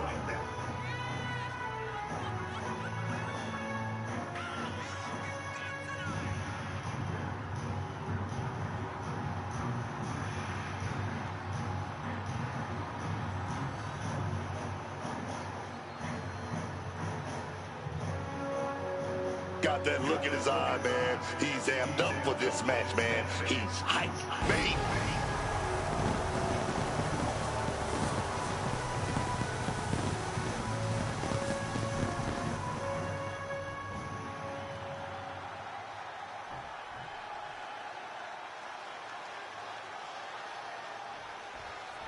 And the bell rings for semifinals action. Will this be enough? No, he pops the shoulder before 3. Oh, this could be it. This could be that pivotal tipping point in this match. Dominator. An unyielding showing of authority. No two ways about it. Countering each other again and again. This is a situation you want to avoid. Direct shot to the throat there. The body's limits are being reached here. Yeah, I don't think this is the way anyone planned for this thing to go.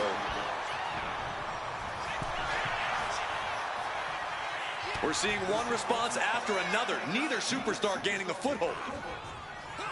Oh, man, look at this. It's like he's got 8 arms and feet. Striking combination. Lethal. Oh, no water in the pool.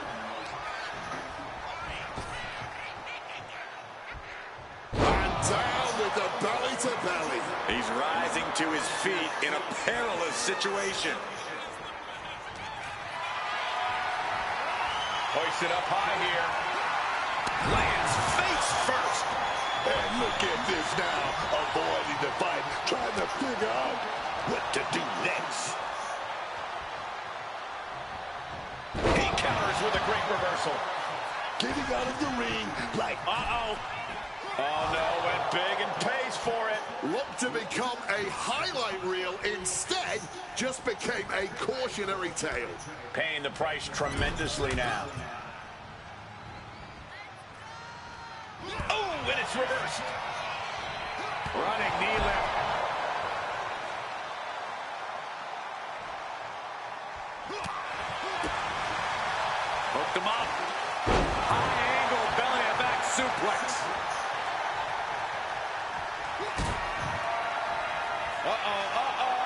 The long way up. And a longer way down. Last ride. He took his best shot. 2. What in the world? Where on earth is he getting this from? There's no way he should have been able to kick out after all of that. When your opponent can hang after all that, you're wondering if earning a win might just be impossible.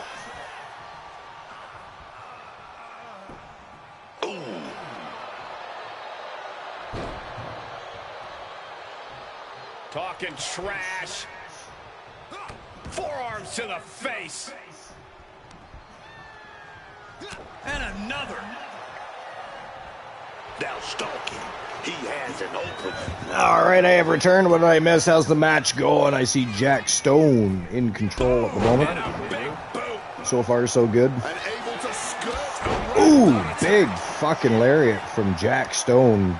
Drops Joe Lincoln like a bad habit. Joe Lincoln is no small guy.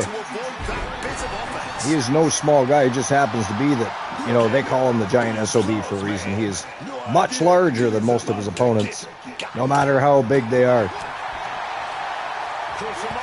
Oh, big knee to the face, right to the jaw by the Phenom. This time it is the giant Jack Stone getting dropped. Wow.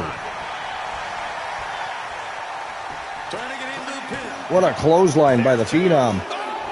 Ooh, 2 count. I actually thought that was going to be 3 right there, I'm not going to lie. I thought he was beating Jack Stone right there and then. And another lariat. Lariat after lariat. I think we've seen about 4 lariats in a row. And that is it. That is all, ladies and gentlemen. The winner of the match. And moving on to the tournament final. He has 1/2 of Phenomenal Soul. Actually, he has 1/3 of Phenomenal Soul, not 1/2. CM Punk, also part of that faction, not just Ricky Saints. And a member of Team Joe Link. He is the Phenom Joe Lincoln. And he picks up a big W over the giant SOB Jack Stone. So now the Phenom heads to the tournament final and is going to ride the pine for a match until he's got himself a challenger. Or an opponent, I suppose. Who's it going to be? Because up next, ladies and gentlemen, Here is your winner. it is the American Dream, Dusty Rhodes, and the Wolfman, Alan Severn, going toe to toe. Long time to recover after that battle. No one was willing to give even a single inch of ground in this battle. Congratulations to Team Joe Link. Totally deadlocked, but here you see the And congratulations to the Phenom on making the tournament final. All right, here we go. Straight to our next match in the semifinals. Our final match in the semifinals, not to mention. Here we go. Wolfman Alan Severn taking on the American Dream, Dusty Rhodes. Of course, the father of the American Nightmare, Cody Rhodes, part of Team Arsenal. I wonder if he's going to be ringside somewhere watching his dad perform.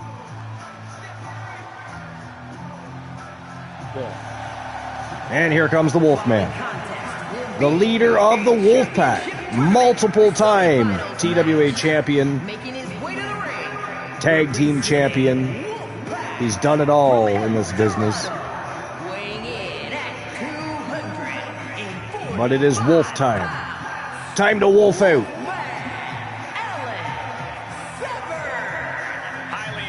The Wolfman is in the house.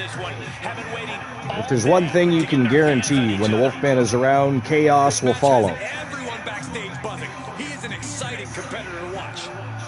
Chaos will follow.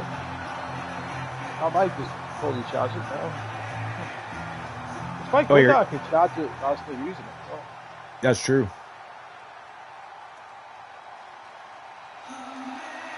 And here he comes. The American Dream, the son of a plumber. One of the most entertaining wrestlers to ever step foot in a squared circle. The American Dream, Dusty Rhodes. Shocked the world by defeating Eric Dangerous. Can you imagine? Imagine he beats Joe Lincoln. And his opponent from That would be weird, wouldn't it? I mean, he has to beat Alan Severn first, but imagine he beats Alan Severn, goes on and wins the tournament, and faces the one Elijah Archer for the TWA Legends Championship.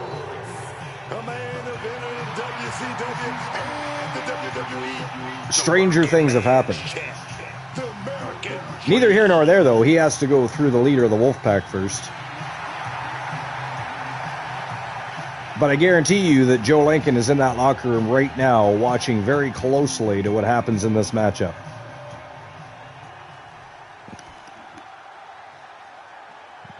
All right, here we go. Bell's about to ring. Showtime and go time it is. Wow, the American Dream takes the Wolfman down with a clothesline right off the hop. Nice reversal. Dusty looking to deliver an EDT. Big back body drop for his efforts, though, by the Wolfman Alan Severn.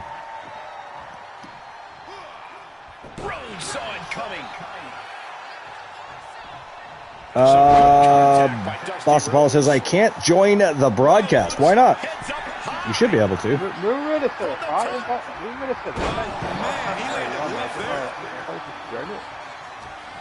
Can you send Boss Apollo an invite?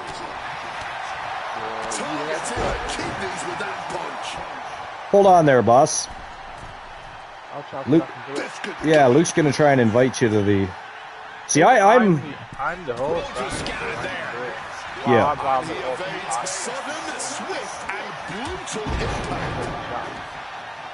All right, Corey. If you are taking on Dusty Rhodes, how would you? Yeah, just hold on 1 second there, boss. We'll see if we can't get you on the broadcast booth. Luke has left the party. Where did Luke go? He's supposed to be adding Boss Apollo and he leaves the broadcast booth. What in the blue hell is wrong with Luke? That doesn't make any sense to me, but that is exactly what you said. He pulled a Houdini right there. He pulled a Moonrader, so to speak.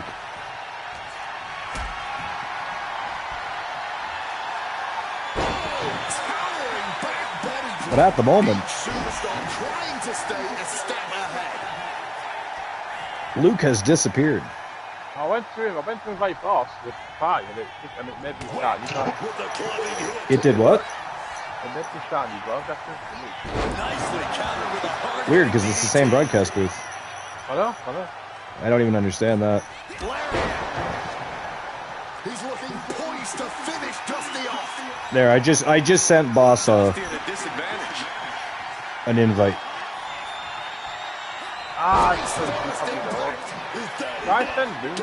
There we go. Boss Apollo is officially on the broadcast booth. Oh, wow. Dusty got his right shoulder up. 2 count only. I thought the Wolfman was headed to the tournament final right there. Yeah, I can send one to Moon, too. I didn't realize Moon was having an issue.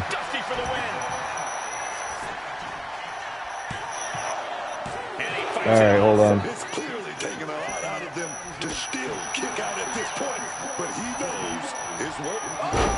There, I sent him an invite too. It's weird that the broadcast booth is being weird today. It's weird that it's weird. Dusty Rhodes from the top turnbuckle all the way down to the outside. Flying crossbody to the Wolfman Alan Severn. Holy hell. Oh, he busted Severn open. He busted Severn open. What a tournament this has been for Dusty Rhodes. Defeats Eric Dangerous in the quarterfinals. Moves on to face the Wolfman. Not only has this been a great matchup, he has got the Wolfman bleeding. Oh, and now Dusty's bleeding. Wolfman returns the favor. Big elbow to the back of the head drove Dusty's face right in to the unforgiving floor. This is crazy. Oh, big body shot by Wolfman. Oh, we're going to see some fisticuffs here. They're going to trade blows. Go toe-to-toe, they are. Chop for chop so far. Both of them, you can tell they're both fatiguing. Joe Lincoln is probably rubbing his hands together with a big grin on his face right now, because not only are they tiring the hell out of each other, they are both bleeding, which further fatigues the body. Both absolutely drained, but both refusing to give up. This has turned an all-out war, man. Look at them go. Wow. Inside cradle applied. Oh, he rolled him up. Referee with a slow count here. Dusty Rhodes kicks in. I'm pretty sure that I would say, yeah, I'd say Alan Severn just got screwed by the referee there. Oh, That might end Dusty's chances. that might be it. It's it. That is it. That is all, ladies and gentlemen. The winner of the match, and moving on to face the Phenom Joe Lincoln in the tournament final, representing Team Glenola. He is the leader of the Wolfpack, the Wolfman Alan Severn, your victor. Congratulations. What's going on, boss? What's new and exciting? How's your day? You're clearly off today. No, I'm at work right now. Oh, you're at work? Of course you're at work. I mean, boss has the only job where he's not required to actually do any work. He can just hang out with the TWA Fam Jam all day and get paid for it. It is fantastic. It is fantastic. But yeah, we're going to be coming up with a new system for claims. And I mean, if you want to talk about it, we can, or if you want to message me and we talk privately about it, we can. Doesn't matter either way. But we're not in the land of purple very often anymore. We are still going to be over on Twitch now and again. But we're not there very often, so it's too hard for newer people to come in and be able to collect TWA coins to be able to do those redeems. It's not fair. So we're going to change it. And I think one way to do that, especially for the first opportunity of a claim, would be you have to attend and participate in so many shows. Well, not necessarily participate, but you got to be here for so many shows before you're allowed to claim any kind of a superstar. You know what I mean? The one thing I heard was you do like an odd claim, like you do everything else. Yeah. And you get 100%. You claim a superstar. Well, we already have that. We're utilizing blackjack for that. And if you, yeah. Maybe that's dice. And blackjack, I think, is a faction. You can claim a faction. And dice is claim a superstar. So we have that. But I don't want people to only be able to claim if they manage to win one of those lottos, right? So I want to put something in place where people can claim a superstar. And I think the best way to do it, I think, is, at least for your first opportunity at a claim, is you just have to attend so many shows. You know what I mean? Or you could do like attend a show, then answer questions from a previous show. And whoever get it right, get the chance to claim a superstar. That's interesting. That's another way we could do it. But I still want a more consistent way, like, because not everybody's going to be able to win the question of the show. Should we use that as an avenue, right? But yeah. All right, before we get back to that conversation, it is time for the tournament final. The Phenom Joe Lincoln, the Wolfman Alan Severn, two longtime members of TWA. Wolfman, of course, been around since about show 48, 49, 50, somewhere in and around there. Joe Lincoln's been around for a few years, for a hot minute. And both of them with tremendously successful superstars and factions, won championships. Fantastic. So it's kind of cool that it's coming down to Joe Lincoln and Wolfman here. And no matter who wins, whether it's Joe Lincoln or if it's the Wolfman Alan Severn, what a fire final. What a fitting final for the TWA Legends Championships, because both Joe Lincoln and the Wolfman both deserve an opportunity with the TWA Legends Championship. So it's actually really cool when you think about it. But here we go. The Phenom Joe Lincoln taking on the Wolfman Alan Severn. Tournament final. Somebody is walking out with the right to fight the reigning defending champion, the one Elijah Archer, and to try to dethrone him and take that TWA Legends Championship from around his waist? Who's it going to be? We're going to find out here in just a moment. It is showtime and go time for the tournament final. Here we go. But yeah, I just want a more consistent. That's why I'm considering, at least for the first claim, we can come up with ideas for second, third, whatever. We don't want people claiming too many people, anyways. You end up with people that. Well, you just end up with people that have a roster of superstars that they're not booking consistently.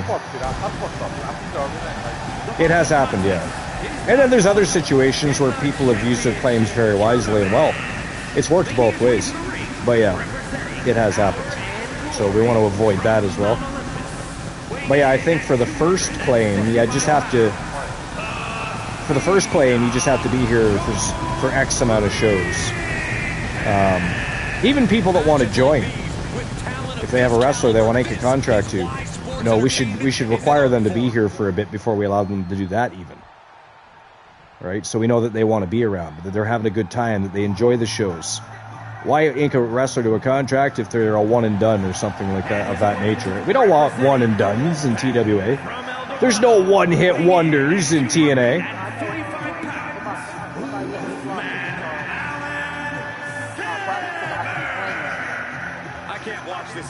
Sorry, say that again. Backstage talking up their own work non-stop. Once they get in the ring and prove it. That's what they're doing right now. Good. Let's see. Oni just did that, actually. Yeah. So I try to figure out how can we play some of those. I want to play some of them, but I don't know how. Ready for the bell. And then after a big win over the reigning double champion, our TWA Speed champion, our TWA television champion, Madam MJF, Mara Thorne beats her. It was an amazing last Vixen standing matchup. And then Mara retires. Wins and retires. It's like, wow. So, we do still have Johnny freaking Rainbow, though. Johnny freaking Rainbow is in the house still. He is a TWA.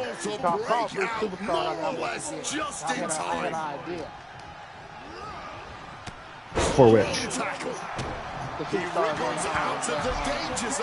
Oh, spinning back fist busts open Alan Severn. Look at that. Oh boy. That even looked painful. What a shot. Right to the left side of the head of Alan Severn by Joe Lincoln. Joe is giving it all. Oh, out that back door goes the Wolfman. Look at that. That's crazy.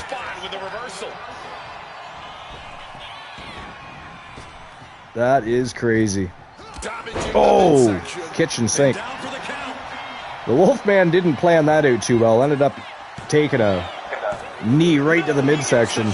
2 count by the Phenom. And I got to tell you, Alan Severn looks pretty fatigued in there. He does not look like he is doing well. Moonhausen has arrived. Moonhausen. No, no. Wait a minute. No. You don't get to name yourself. After what you pulled with Luke and I, no, sir. Your name, in fact, is Moondini. To be fair, Luke pulled a Moondini today. You did. You pulled a Moondini. How dare you? Take it after Moon Raider. It couldn't even join or anything. The thing is, I think it was a PlayStation glitch or something. I think it was too, because even Luke he said he had to leave and start a new broadcast booth, but yet I'm using the same broadcast booth I have been since the beginning of the show. It's weird. Yeah, it is very weird, yeah. And then it wouldn't let him invite anybody, so I had to log in through the phone and send out the invites. I can't keep the phone logged in or I can't stay in the chat with it because it gives off a ghastly echo. So I had to send the invites, jump out, and remain on. Wow, there it is! That is it. That is all, ladies and gentlemen. The winner of the match and your new tournament victor, and the man who now has earned the right to fight and move on to face the one Elijah Archer for the TWA Legends Championship. representing Phenomenal Soul and Team Joe Link. It is the Phenom, Joe Lincoln. I got to tell you, it's been a hot minute since Joe Lincoln and Elijah Archer have had a matchup. It's been a hot minute. It's been a long time. A long time. They are usually on the same side of the fence, right? So this is actually pretty intriguing. Pretty intriguing. Imagine, oh man, because I mean the Coalition have had they've been having their ups and downs lately, and Archer's actually on a winning streak right now. But if he was to lose this championship today, the conversation back at Archer Estates or wherever they have their conversation would be priceless. After just having big discussions about getting back in the win column and this and that. But true for Joe Davis and Joe Lincoln, they only fought one time. They have only fought one time, yeah. That was for the World Championship, wasn't it? Yeah. But Joe defended, though. Joe Davis, I mean. All right, here we go. Moving on to the championship final of the TWA Legends Championship Gold Rush Tournament. Oh, what's Luke watching? I can hear a television. How dare you watch TV? That's not me. That's someone else. How dare somebody watch television while we are live on YouTube? That is ghastly. How dare you, boss? All right, here we go. It is the one being challenged by the Phenom. TWA Legends Championship is on the line. Let's turn and burn. Let's turn and burn. Burn and burn. We know who Rocky Blazing Star is going to side with here. How dare you, by the way, Rocky, just in advance. Before you get your fingers moving. It'll be Joe Lincoln. You think Joe's... You're going or he's going? No, he's going for Joe. Oh, for sure. Yeah, for blooming sure. Yeah, no doubt about it. He's absolutely betting against Elijah Archer right now. And again, Rocky, how dare you? Gaslit. Remember, guys, the title is on the line here in this one. And I don't remember The Phenom making his way back to the squared circle, this time with championship gold in sight. Can he get the job done, though? Can he defeat the one Elijah Archer, who, of course, was not in the tournament? He was riding the pine waiting for a challenger. He has his challenger in the form of the Phenom. And again, it's been a hot minute since Joe Lincoln and the one Elijah Archer stepped inside the squared circle together, so this is going to be fun.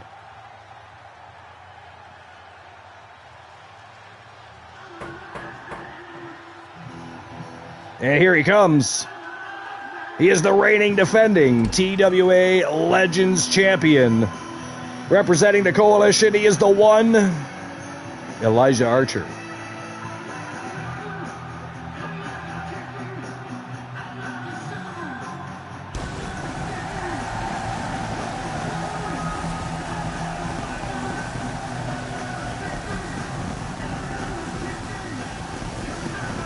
The new TWA Legends Championship looks awesome, doesn't it? It's a beautiful championship.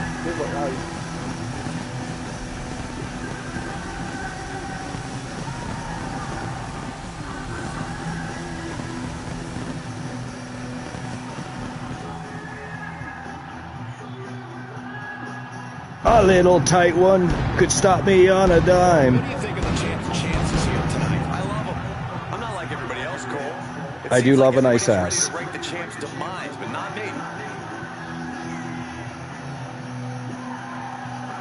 I'm on ass, man.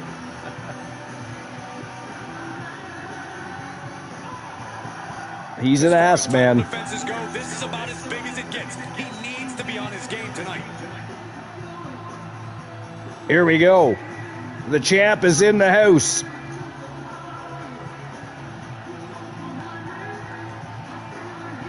Can he beat his rival, his challenger from Phenomenal Soul?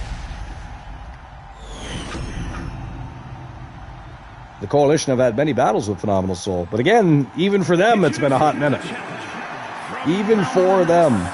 There's been so much chaos with the Vision and the Bloodline and everybody else. I mean, At one point, teams you never thought would be in alliance with one another were teaming up just to try and take out the Vision and the Bloodline.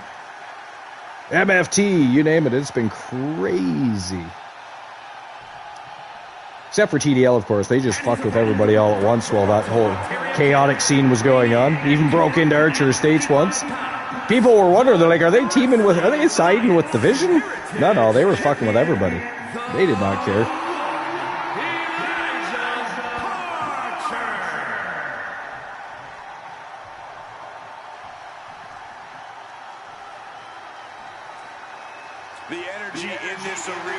The title officially on the line. The referee has hoisted it above his head. Bell's about to ring. It is go time. Joe Lincoln just went through an entire tournament, though. Elijah Archer coming off a successful title defense. Damn, knee right to the jaw, right off the hop. And that was an efficient display of offense with that maneuver. And he turned it around. Nice retaliation by Archer. He's going to have to stay on his toes. As he well knows, Joe Lincoln, a phenomenal, no pun intended, phenomenal ring technician. He is powerful, tremendous athleticism.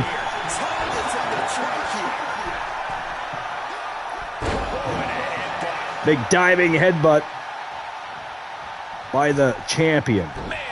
Ooh, he drove his own knee right into the fucking ring mat there.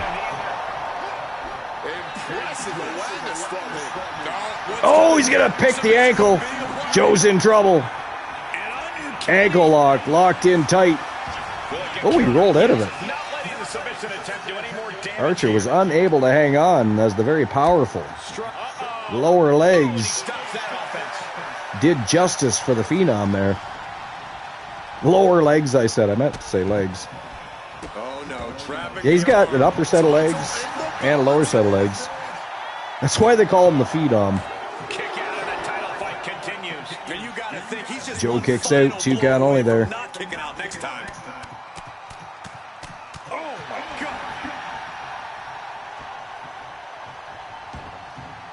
Headed out to the arena floor now. Oh, AKO out of nowhere, busts open Joe. Damn. And he throws the opposition. Archer tosses him back in the ring.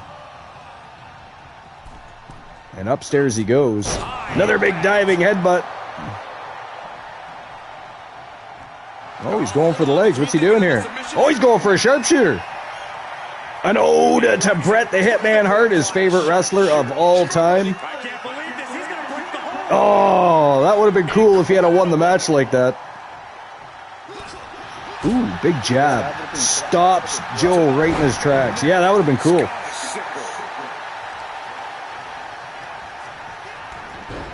Ooh, dragon screw leg whip by the challenger.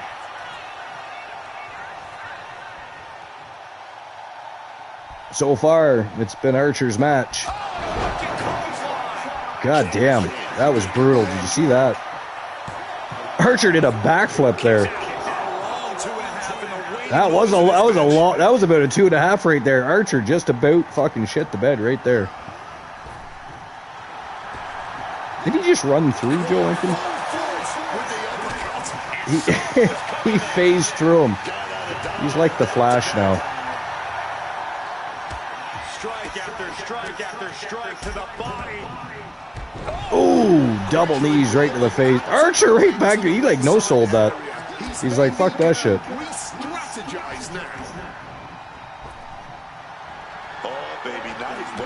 Nice retaliation and reversal by Archer there. I thought he was going to end up getting over the head belly to belly there.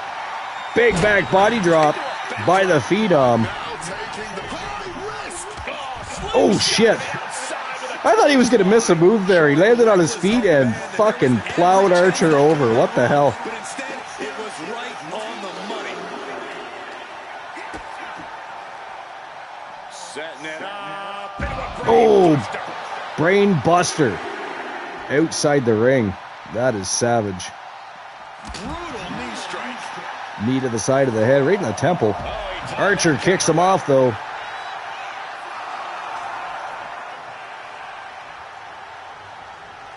Where is Archer? He's going for a stroll while the referee has a 6 count here. And now he's taking the time to show a complete lack of sportsmanship. This could backfire for him. Making a timely return to the ring. Oh, he went for an AKO. Oh, he took a rolling elbow right to the eye. Wow, he kicked out. I thought he might. You know what? I thought Archer was done right there. Did you see that? Oh, pop-up powerbomb. Archer kicks out again. Wow. These guys know each other so well. That's part of the problem here, yo. That's why they're exchanging. Oh, nice evasion. Archer just gets out of the way in time. Oh, springboard leg drop right across the throat. Archer again in trouble. Lincoln, he's going to be looking for the Lincoln ride here.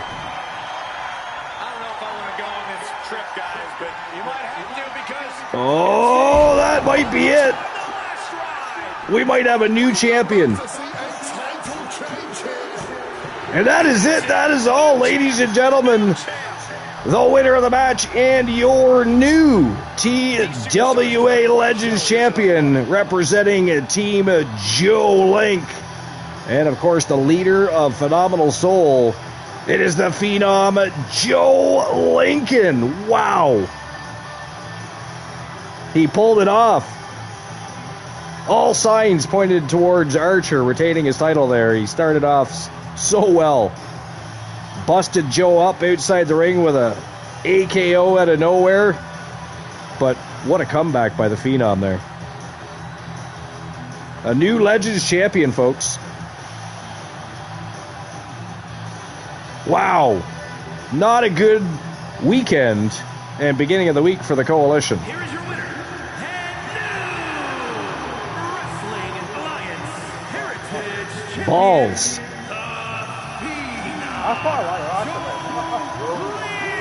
Yeah, I know. I thought he was going to win. I did. I thought he had the dub there, but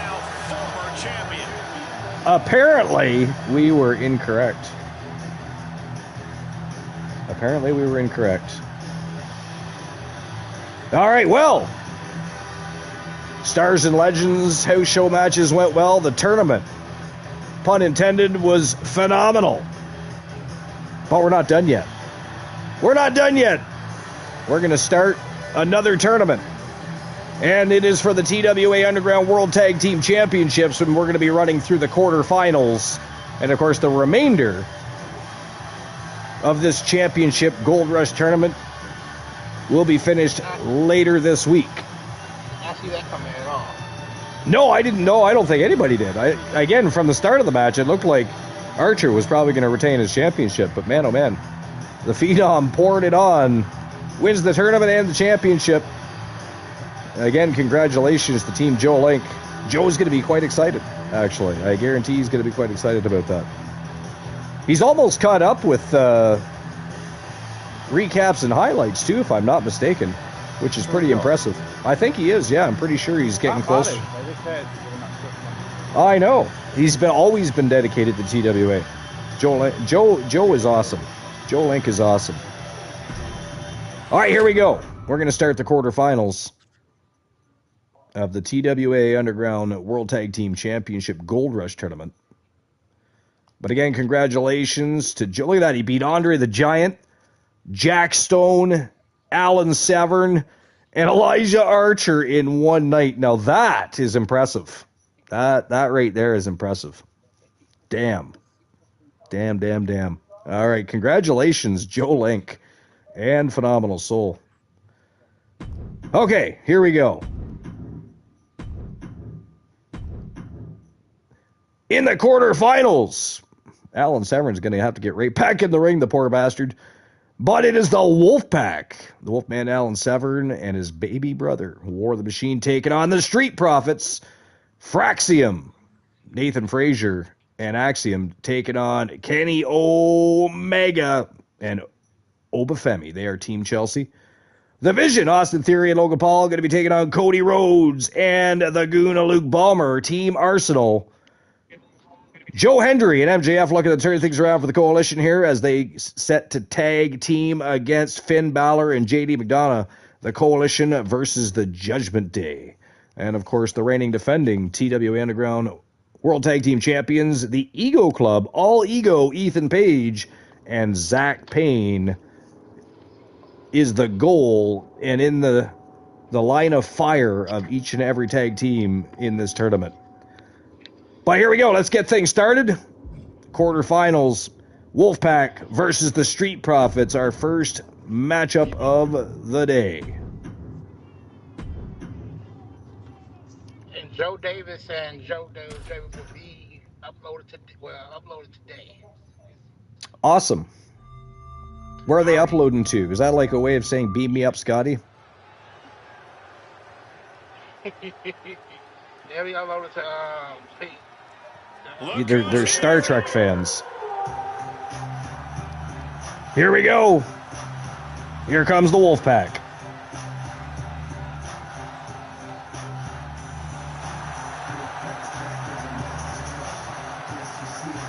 Wow, they came out as a whole. Interesting. Roxanne Riley and Jennifer Wolf accompanying Alan Severn and War the Machine to the ring. That does not happen very often. Interesting.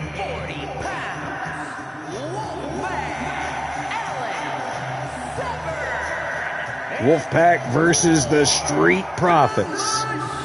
Coming your way. Quarterfinal matchup number 1 for the TWA Underground World Tag Team Championship Gold Rush Tournament.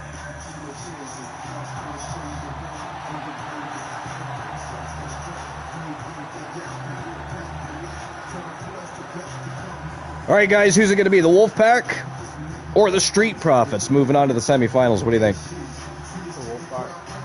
Wolfpack. Boss, what about you? Is Boss Apollo Boss Dini? What about you, Moon Raider? Moondini. Moondini and Boss Dini in the house, Luke. Aren't we lucky? I mean, it's always nice to be talking to yourself, right? Or in our case, oh, there he is. Seven and whoever that is on the left for the win. Sorry, say that again. Alan Seven and whoever is taken. Not sure who is taken Profits is. That's War the Machine. War the Machine and Alan Seven for the win. Yeah. Okay. Yeah. No, I'm going with the Wolfpack myself. What's that? That's quite unusual. They're not coming out together. No, I know, that is weird. I was just thinking that myself, actually. Just thinking that myself. A little strange. Did you watch Monday Night Raw, by the way? I've seen that roll yesterday. Yeah, I quite enjoyed the Montez Ford Seth Rollins matchup. I didn't see the need to bury Montez like that. I mean, at least it was a good match. They were both laid out on the canvas. Seth fell down and put an arm over Montez, and that's how he pinned him. So they both came out looking fatigued and strong, and so I mean, there's that. But I didn't see the need to have them fight like that right now. I don't know. It's just. But that said, it was a good match. It was a very good match. And I do want to see a Montez singles run, so maybe that was a testing ground. That's see how well he have for myself. Yeah. Here comes Angelo Dawkins, and I mean, it's still weird not to see them come out together.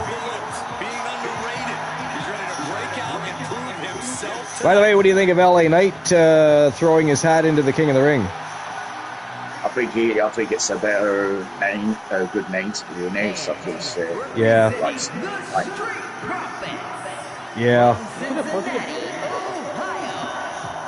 Yeah, well, I mean, I'm still hoping they're going to.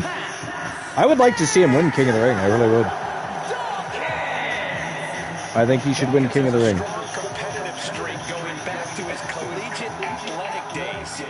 Angelo Dawkins finally made his way to the squared circle. I've always liked Montez better than Angelo Dawkins, but they nonetheless are a very good tag team. But I do want to see a Montez singles run.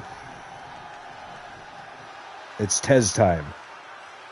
14 league titles, everybody wants This tag team tournament is Everybody underway. We'll see who wants advances. 14 league titles, everybody wants Advancing in a tag team tournament is what it's all about. Just Luke is still obviously very excited that for the first time in 22 years, Team Arsenal became Premier League champions. Not only did they become champions, though, they led the league all year.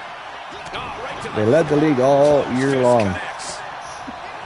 shoving him into the corner now. So many people were hoping they were going to bottle it. And I like it. That showed a complete lack of respect for your competition Yeah. and for our sport.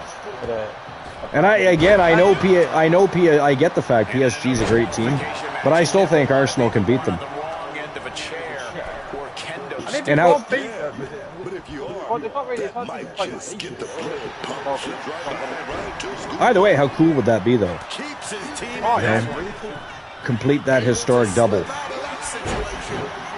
English champions and European champions. anything under the ring. May as well just call them the world champions. I'm sure he's not planning on being the one to go through it. By the way, did anybody watch the Montreal Canadiens game last night? Actually, I think Luke did. Luke, you watched Montreal game last night, didn't you? Yeah. Montreal ended up losing in overtime, unfortunately. Oh yeah, it was a very lucky goal. The seeds of pain they are. So it is now 2-1 in that series.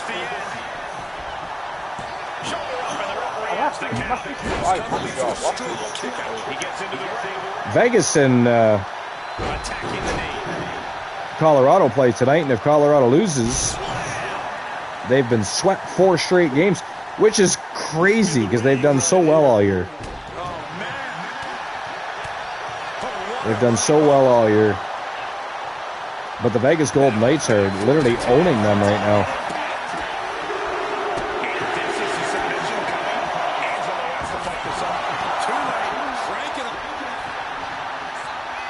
Severn looking to take out Montez with an armbar. War the Machine with a bag of tacks. Ooh, hit him. What? He hit Dawkins right in the back of the head with that bag of tacks. Damn. You know, usually you see people come in, they dump those tacks everywhere and look to drop your ass in them. Not War the Machine. He fucking hit him right in the back of the head with the bag of tacks. That's kind of funny. That is kind of funny. Here comes a table. Severn bringing in some wood here. Under the ropes and back into the ring. Oh! Damn, Angelo Dawkins. I don't know what Severn was doing. Left the ring, got back in, and Angelo Dawkins nailed him right in the head with the table. What are we going to see? Nice reversal. DDT by the Wolfman. War the Machine driving that big right hand into the side of Angelo Dawkins' head outside the ring. Jumping pile driver by the Wolfman.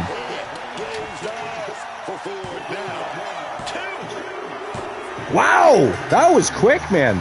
That is it. That is all. Ladies and gentlemen, the winners of the match and moving on to the semifinals of this tournament. Representing Team Glenola and the Wolfpack, it is the Wolfman Alan Severn and War the Machine. They are the Wolfpack. Congratulations, guys. I didn't think, I mean, I agreed with you guys. I thought the Wolfpack would win. I just didn't think they'd win that easily. They pretty much destroyed the Street Profits. Did you see when War the Machine, he took the bag of tacks and just nailed Dawkins right in the back of the fucking head? That was awesome. Here are your winners, Usually people just grab the bag tacks, dump tacks everywhere. One of the machines like, fuck it, I'm gonna hit him with it.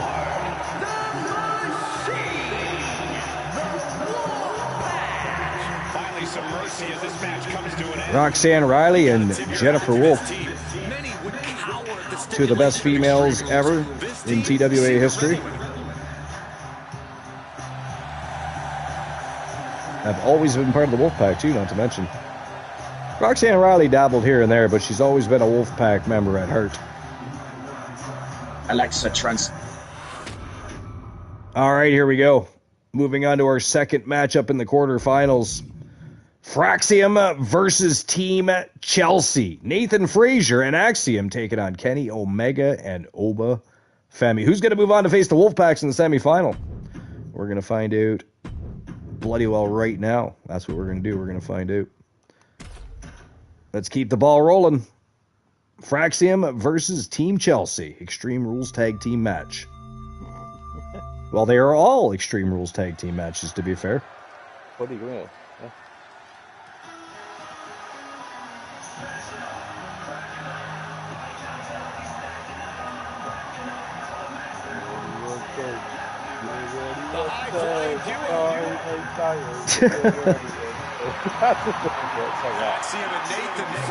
Who are they singing that to? They're singing it about Tottenham. Tottenham? Yeah, I thought so. I thought so.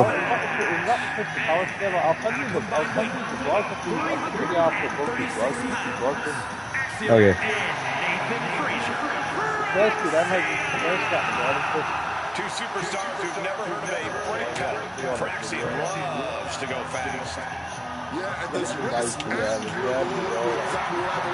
We know Frax.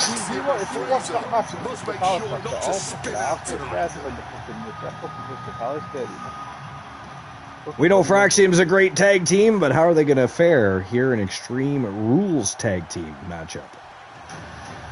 A little bit out of their element, I would say. I mean, it might be biased, but I'm going with Team Chelsea. Frazier's a Tottenham supporter?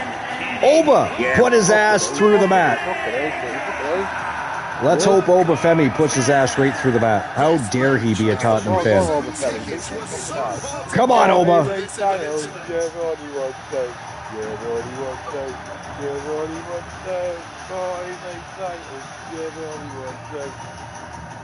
That's hilarious.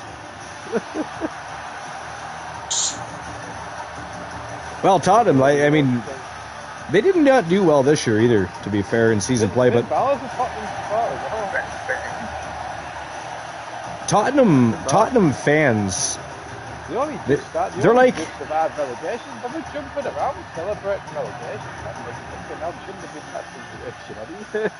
I don't think Tottenham fans should fire their mouths off as often as they do when they've had an absolute shit team for the past how many years? Serious implications in this contest. For at least a few years. No. No. Ousted from the event moving forward. And screw. That'll tear your knee up. ACL, MCL. You know what's funny? Like, Tottenham had a feeling that it was just the glove out for the losing stuff for a little bit. Yeah. It's hard to imagine there's really much of a strategy in a DQ match. Yeah, but there actually is, Cole. A lot of the strategies about escalation. What does everybody think about the Cavs getting eliminated 4 games straight? The New York Knicks, man. The Knicks are in the NBA Finals. I mean, historically speaking, yes. But I mean, I most certainly didn't see them beating the Cavs. Maybe win a game. Maybe win a game against them. They won 4 straight against them. Put their asses out of the playoffs. It's kind of crazy. Just decorated with all that sharp and painful glitter now. Death by 1,000 cuts. And of course, LeBron James no longer in the playoffs. He's out. Yeah. Yeah, he did, yeah. I mean, let's face it, I think OKC's probably winning the title this year. I don't think it matters who wins between the Knicks and the Cavs, really. But at the same time, it's just... Yeah, that's what I'm saying. It didn't matter who won. Even though the Knicks are in, it didn't matter who won. At the end of the day, OKC's quite likely winning. Yeah. That is true. And I'm sure there's a whole lot of happy... Because as historically shitty as the New York Knicks are, they still have a fuckload of fans. They always have. They're like the Toronto Maple Leafs of the NBA. It doesn't matter how piss poor our team does year after year since 1967. Next year will be 60 fucking years. Doesn't matter how shitty. For some reason, we still buy the tickets, buy the season passes, fill the fucking arena. What we should be doing is leaving empty seats in that motherfucker and making them earn, their fandom back, because 60 years, man, really? 60. 6-0. Well, 59 currently, but as of next year, 667. The 2026-2027 season will be 60 years that they have not won a cup. Oh, they will eventually, yeah. But I mean, I don't think anytime soon. Right now, I mean, we'll see. Fuck off. How dare you? Ghastly. A fucking 100 years. See, it is only 60% of 100. How dare you? I'm offended. As a letdown and sad Leaf fan, I'm offended. Wow, that was fast too. What the fuck is going on? Ladies and gentlemen, that is it. That is all. The winners of the match. And moving on to face the Wolfpack in the semifinals of this tournament. Obafemi and Kenny Omega, Team Chelsea, move on to the semifinals. Jesus Christ. I mean, if the matches keep going this quick, we might have to do the semifinals just to get some satisfaction. What is going on? That was a fast match.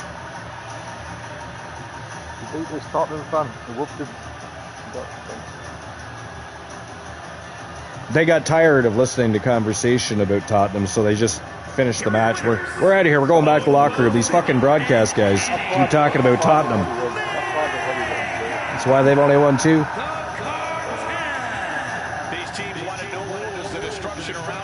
I'm just surprised they have fans. Like I said, most people I talk to don't like Tottenham at all. Hate Tottenham, as a matter of fact. Okay, well, I'm an Arsenal fan. I'm really ready for Chelsea fans. Yeah. All right, here we go. We're already on our third match of the quarterfinals, as crazy as that is. But here we go.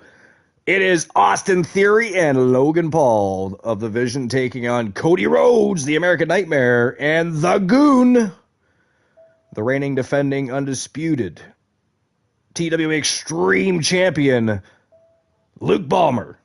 Team Arsenal versus the Vision is next. Here we go. But yeah.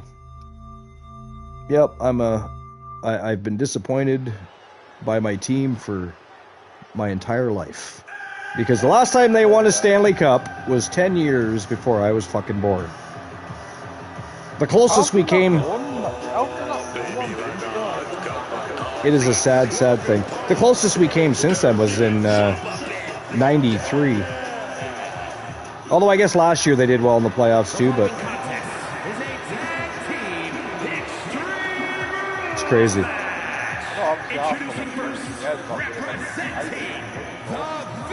But I do blame us.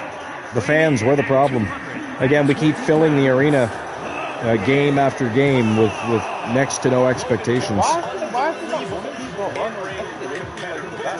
Ever seen anyone pick up the in-ring skills as quickly as I don't know. I mean, the kid's a prodigy. You got to give him props. I mean, speaking of women, Montreal just became the first Canadian team to win the championship in PWHL. That's pretty cool. That is pretty cool, because since the inception of PWHL, it's usually been an American team winning. You know why? Because we have the same fucking problem there we have in the NHL. We have 7 fucking teams to the Americans' 25. As ghastly as that sounds, it is true. As ghastly as it is true. It is disgusting and grotesque. Here's a man who's already achieved so much in his young career. I really hope we get some more Canadian teams eventually. It's just silly. It is silly that we're only allowed to have 7 fucking teams. But I've also said for years Canada should say fuck it and form a new league. There's lots of Europe. Austin Fury's fucking theme song, Vision theme song is fucking quite catchy. Austin Theory's impressive. I mean, what I didn't like back then when Miss Vince had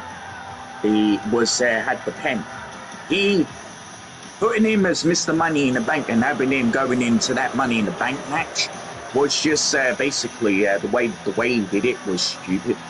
Well, that's because Vince McMahon's vision was basically to try and turn him into John Cena 2.0.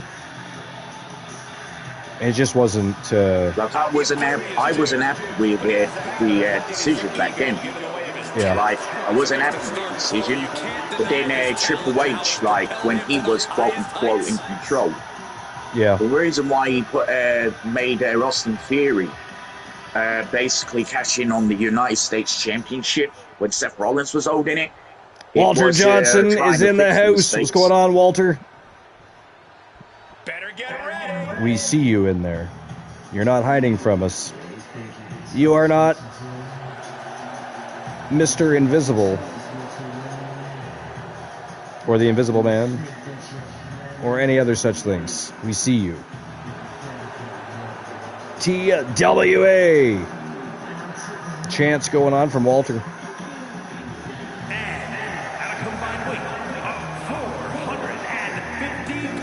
Look at that. Team Arsenal coming out in unison. Oh, wow. Fucking hell. What's the hell here? Brock Lesnar, Will Ospreay, AJ Styles, Cody Rhodes, and of course their leader, the Goon Luke Ballmer, who is also the reigning defending TWA Extreme Champion.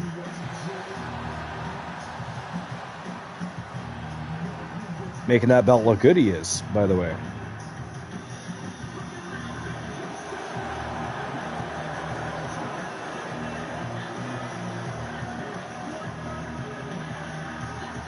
Team Arsenal versus the Vision. Vision for the win. Vision for the win. This guy's it. I mean, I could have guessed he was going to say that. As the leader of Team Chelsea, he's not hoping for a Team Arsenal win here. What was Ospreay doing? If you say it, what the fuck? Okay. This is interesting. Why did he Ladies and gentlemen, this is the tournament. I have no idea. You fucking love Lesnar. It's Team Arsenal. Well, you never know what to expect from those guys. Either they're angry and all gas and no brakes, or they're goofing around. Where the fuck they fucking Lesnar and Lesnar AJ and the Lesnar AJ. Who else? I'm not sure now. Forgot. They basically fucking vanished and disappeared. Fucking hell. Yeah. Well, earlier, Archer apparently phased right through Joe Lincoln.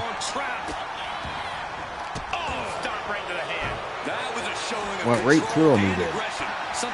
Unfortunately, that didn't help him any. Match can get very savage very quickly. A lot to be concerned about for these competitors. Because we have a new reigning defending TWA Legends champion by the name of the Phenom Joe Lincoln. He's got the shoulders down.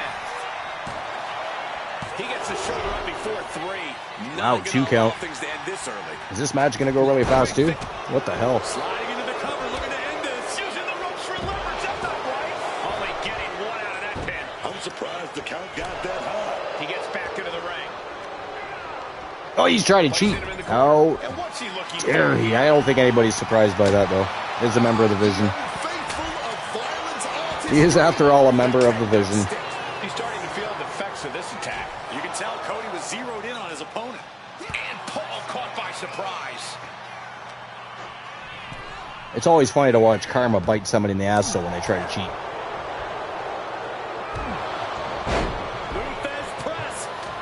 Raining down right hands. Every strike more devastating than the last. Good God. Nothing but chaos in there.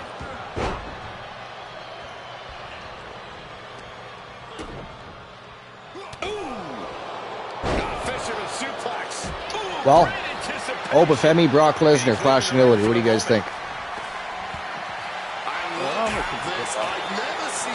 You think they give the win to Brock?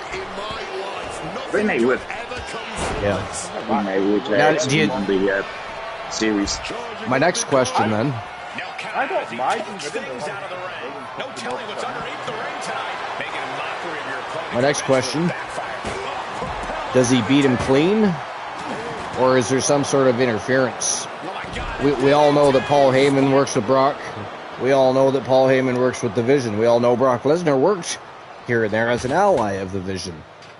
Does he beat Obafemi clean?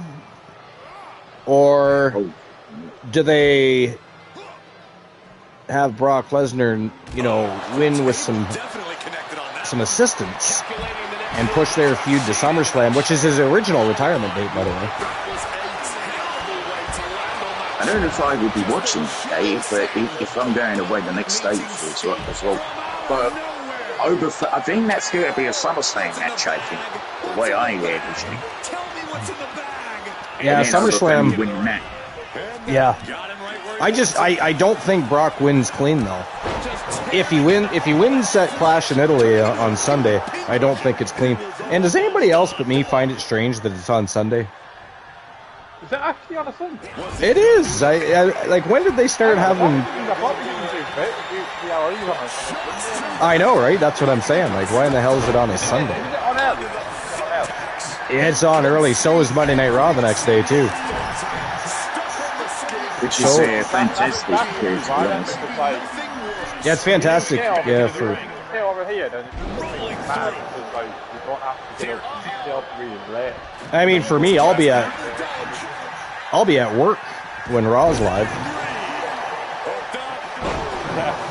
So I mean, I just thought it was strange. I had to actually do a double take because I'm like, Sunday? Why are we having a pay-per-view PLE or anything else under the sun you want to call them?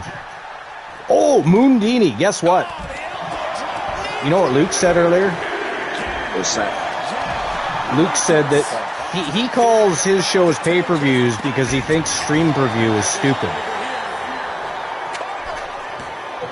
Man called stream per-view stupid. How dare you is right. You know what's funny is I didn't end up being the only one to call it stream per-view. Other people have called it stream per-views on their channels. I thought that was fun. Oh, this is the full final. Sorry, what? This is the fourth quarter-final match. For what? Of the of the underground tag team title tournament. Well, this is the quarterfinals, yeah. This is the third match in the quarterfinals. That means the winning team of this will face the Team Chelsea. No, Team Chelsea already lost their titles. No, I mean in this tournament. Oh, in the semifinals, yeah. Yeah. I see what you're saying. You had me lost there for a second. That kind of came out of left field. We're talking about stream preview, and all of a sudden we're talking about the Gold Rush tournament for the Underground World Tag Team titles. I don't know. Okay, I understand what you mean now. Gotcha.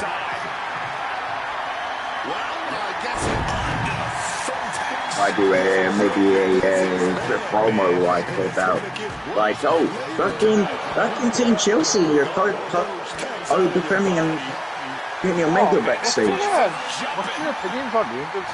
Why the fuck then when you did a relegation battle like a fucking why would you do it? That's a good question. That's a good question. He left Trent out. Oh! Man, the Gooner nails Austin Theory right between the eye. Tossed the steel steps on him.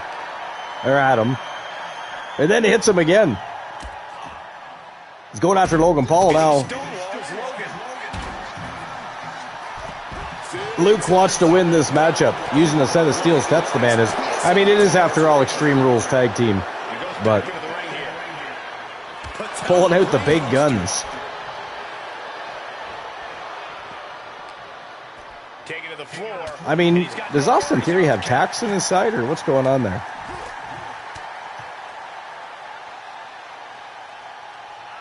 I think he's got tacks all over him. He does. He's got tacks all over him, Austin Theory does. Look. That's crazy. Oh! Rolling cutter by Cody Rhodes. Logan Paul is potentially out cold there. Now it's Cody Rhodes with a set of steel steps. Holy hell. Team Arsenal's not playing. Oh, he threw them at Austin Theory too, but he missed. Smartly dipping out of harm's way. The Goon. Oh, nice retaliation by Austin Theory. This is the kind of match you dream about having. And few superstars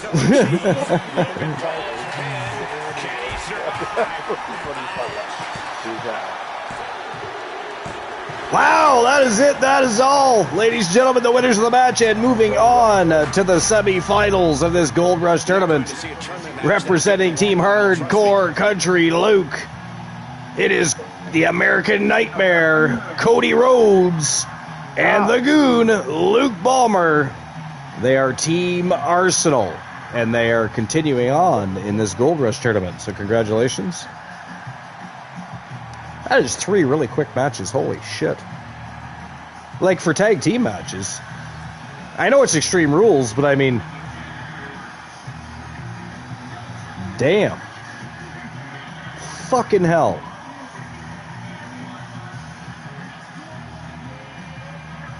Alright, congratulations to Team Arsenal. A very convincing win over the Vision. Austin Theory still has tacks all over him. Somebody fire the cameraman, please. Like, what in the blue hell is that?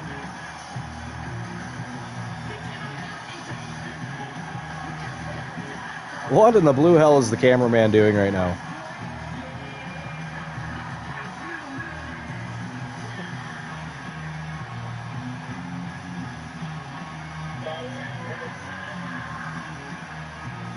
Or maybe it's the video production truck, I don't know. But right now the screen is black.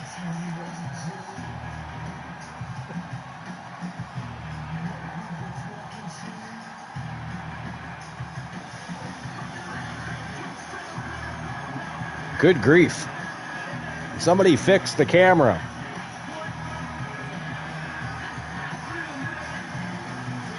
I mean, is Danhausen in the building? What's going on right now?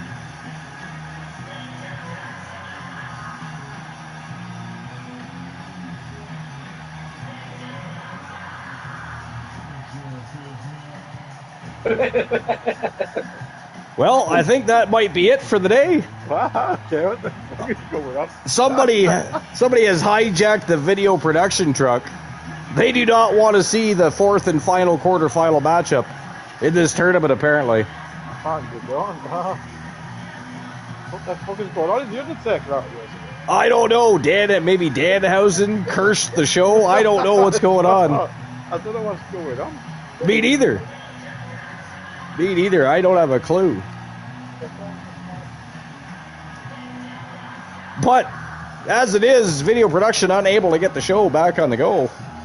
So I think at this point, I guess we're going to be finishing the quarterfinals and the remainder of the tournament on our next live show. What the fuck? What in the blue hell is even happening right now? All right, well, I guess that is it. That is all. We had one more match left. We were doing the quarterfinals. I don't know what the fuck to really say. Team Arsenal winning apparently sent the video production into frenzy. I don't know what's going on here. Maybe it was all the talk about Tottenham. I don't know. People are angry. They don't want to hear about Tottenham. Like, fuck those guys. We don't want to talk about them. Fuck those guys. But it looks like that is it. That is all for episode number 712. 712 episodes. Craziness. Great show up until now. Video production shit in the bed. The cameraman got knocked out. I don't know what's going on behind the scenes, but our show is currently not airing anything. It is a black screen. So it's that time of day. We're going to call it a day. And again, we're going to finish this tournament on our next live show. We were going to anyways. We just had one more quarterfinal match left for today, but that's apparently not going to happen. So I believe we probably won't be live again until Sunday at this point, Sunday afternoon, for Wrestle Wars Genesis. And of course, we'll finish the TWA Underground Tag Team Championship Gold Rush Tournament. It should be a very exciting day. Of course, Wrestle Wars Genesis is on the road to the 6th annual TWA Bash at the Beach Stream Preview. So lots going on. A lot of heated rivalries, fiery feuds, and then a tournament to finish. You don't want to miss that. But yeah, it's that time of day. You do not have to go home. However, you can't stay. What do they got to do, guys? Get the fuck out of my channel. Get the fuck out of my channel. Goodbye. Sayonara. Adios. Sabiento. Good.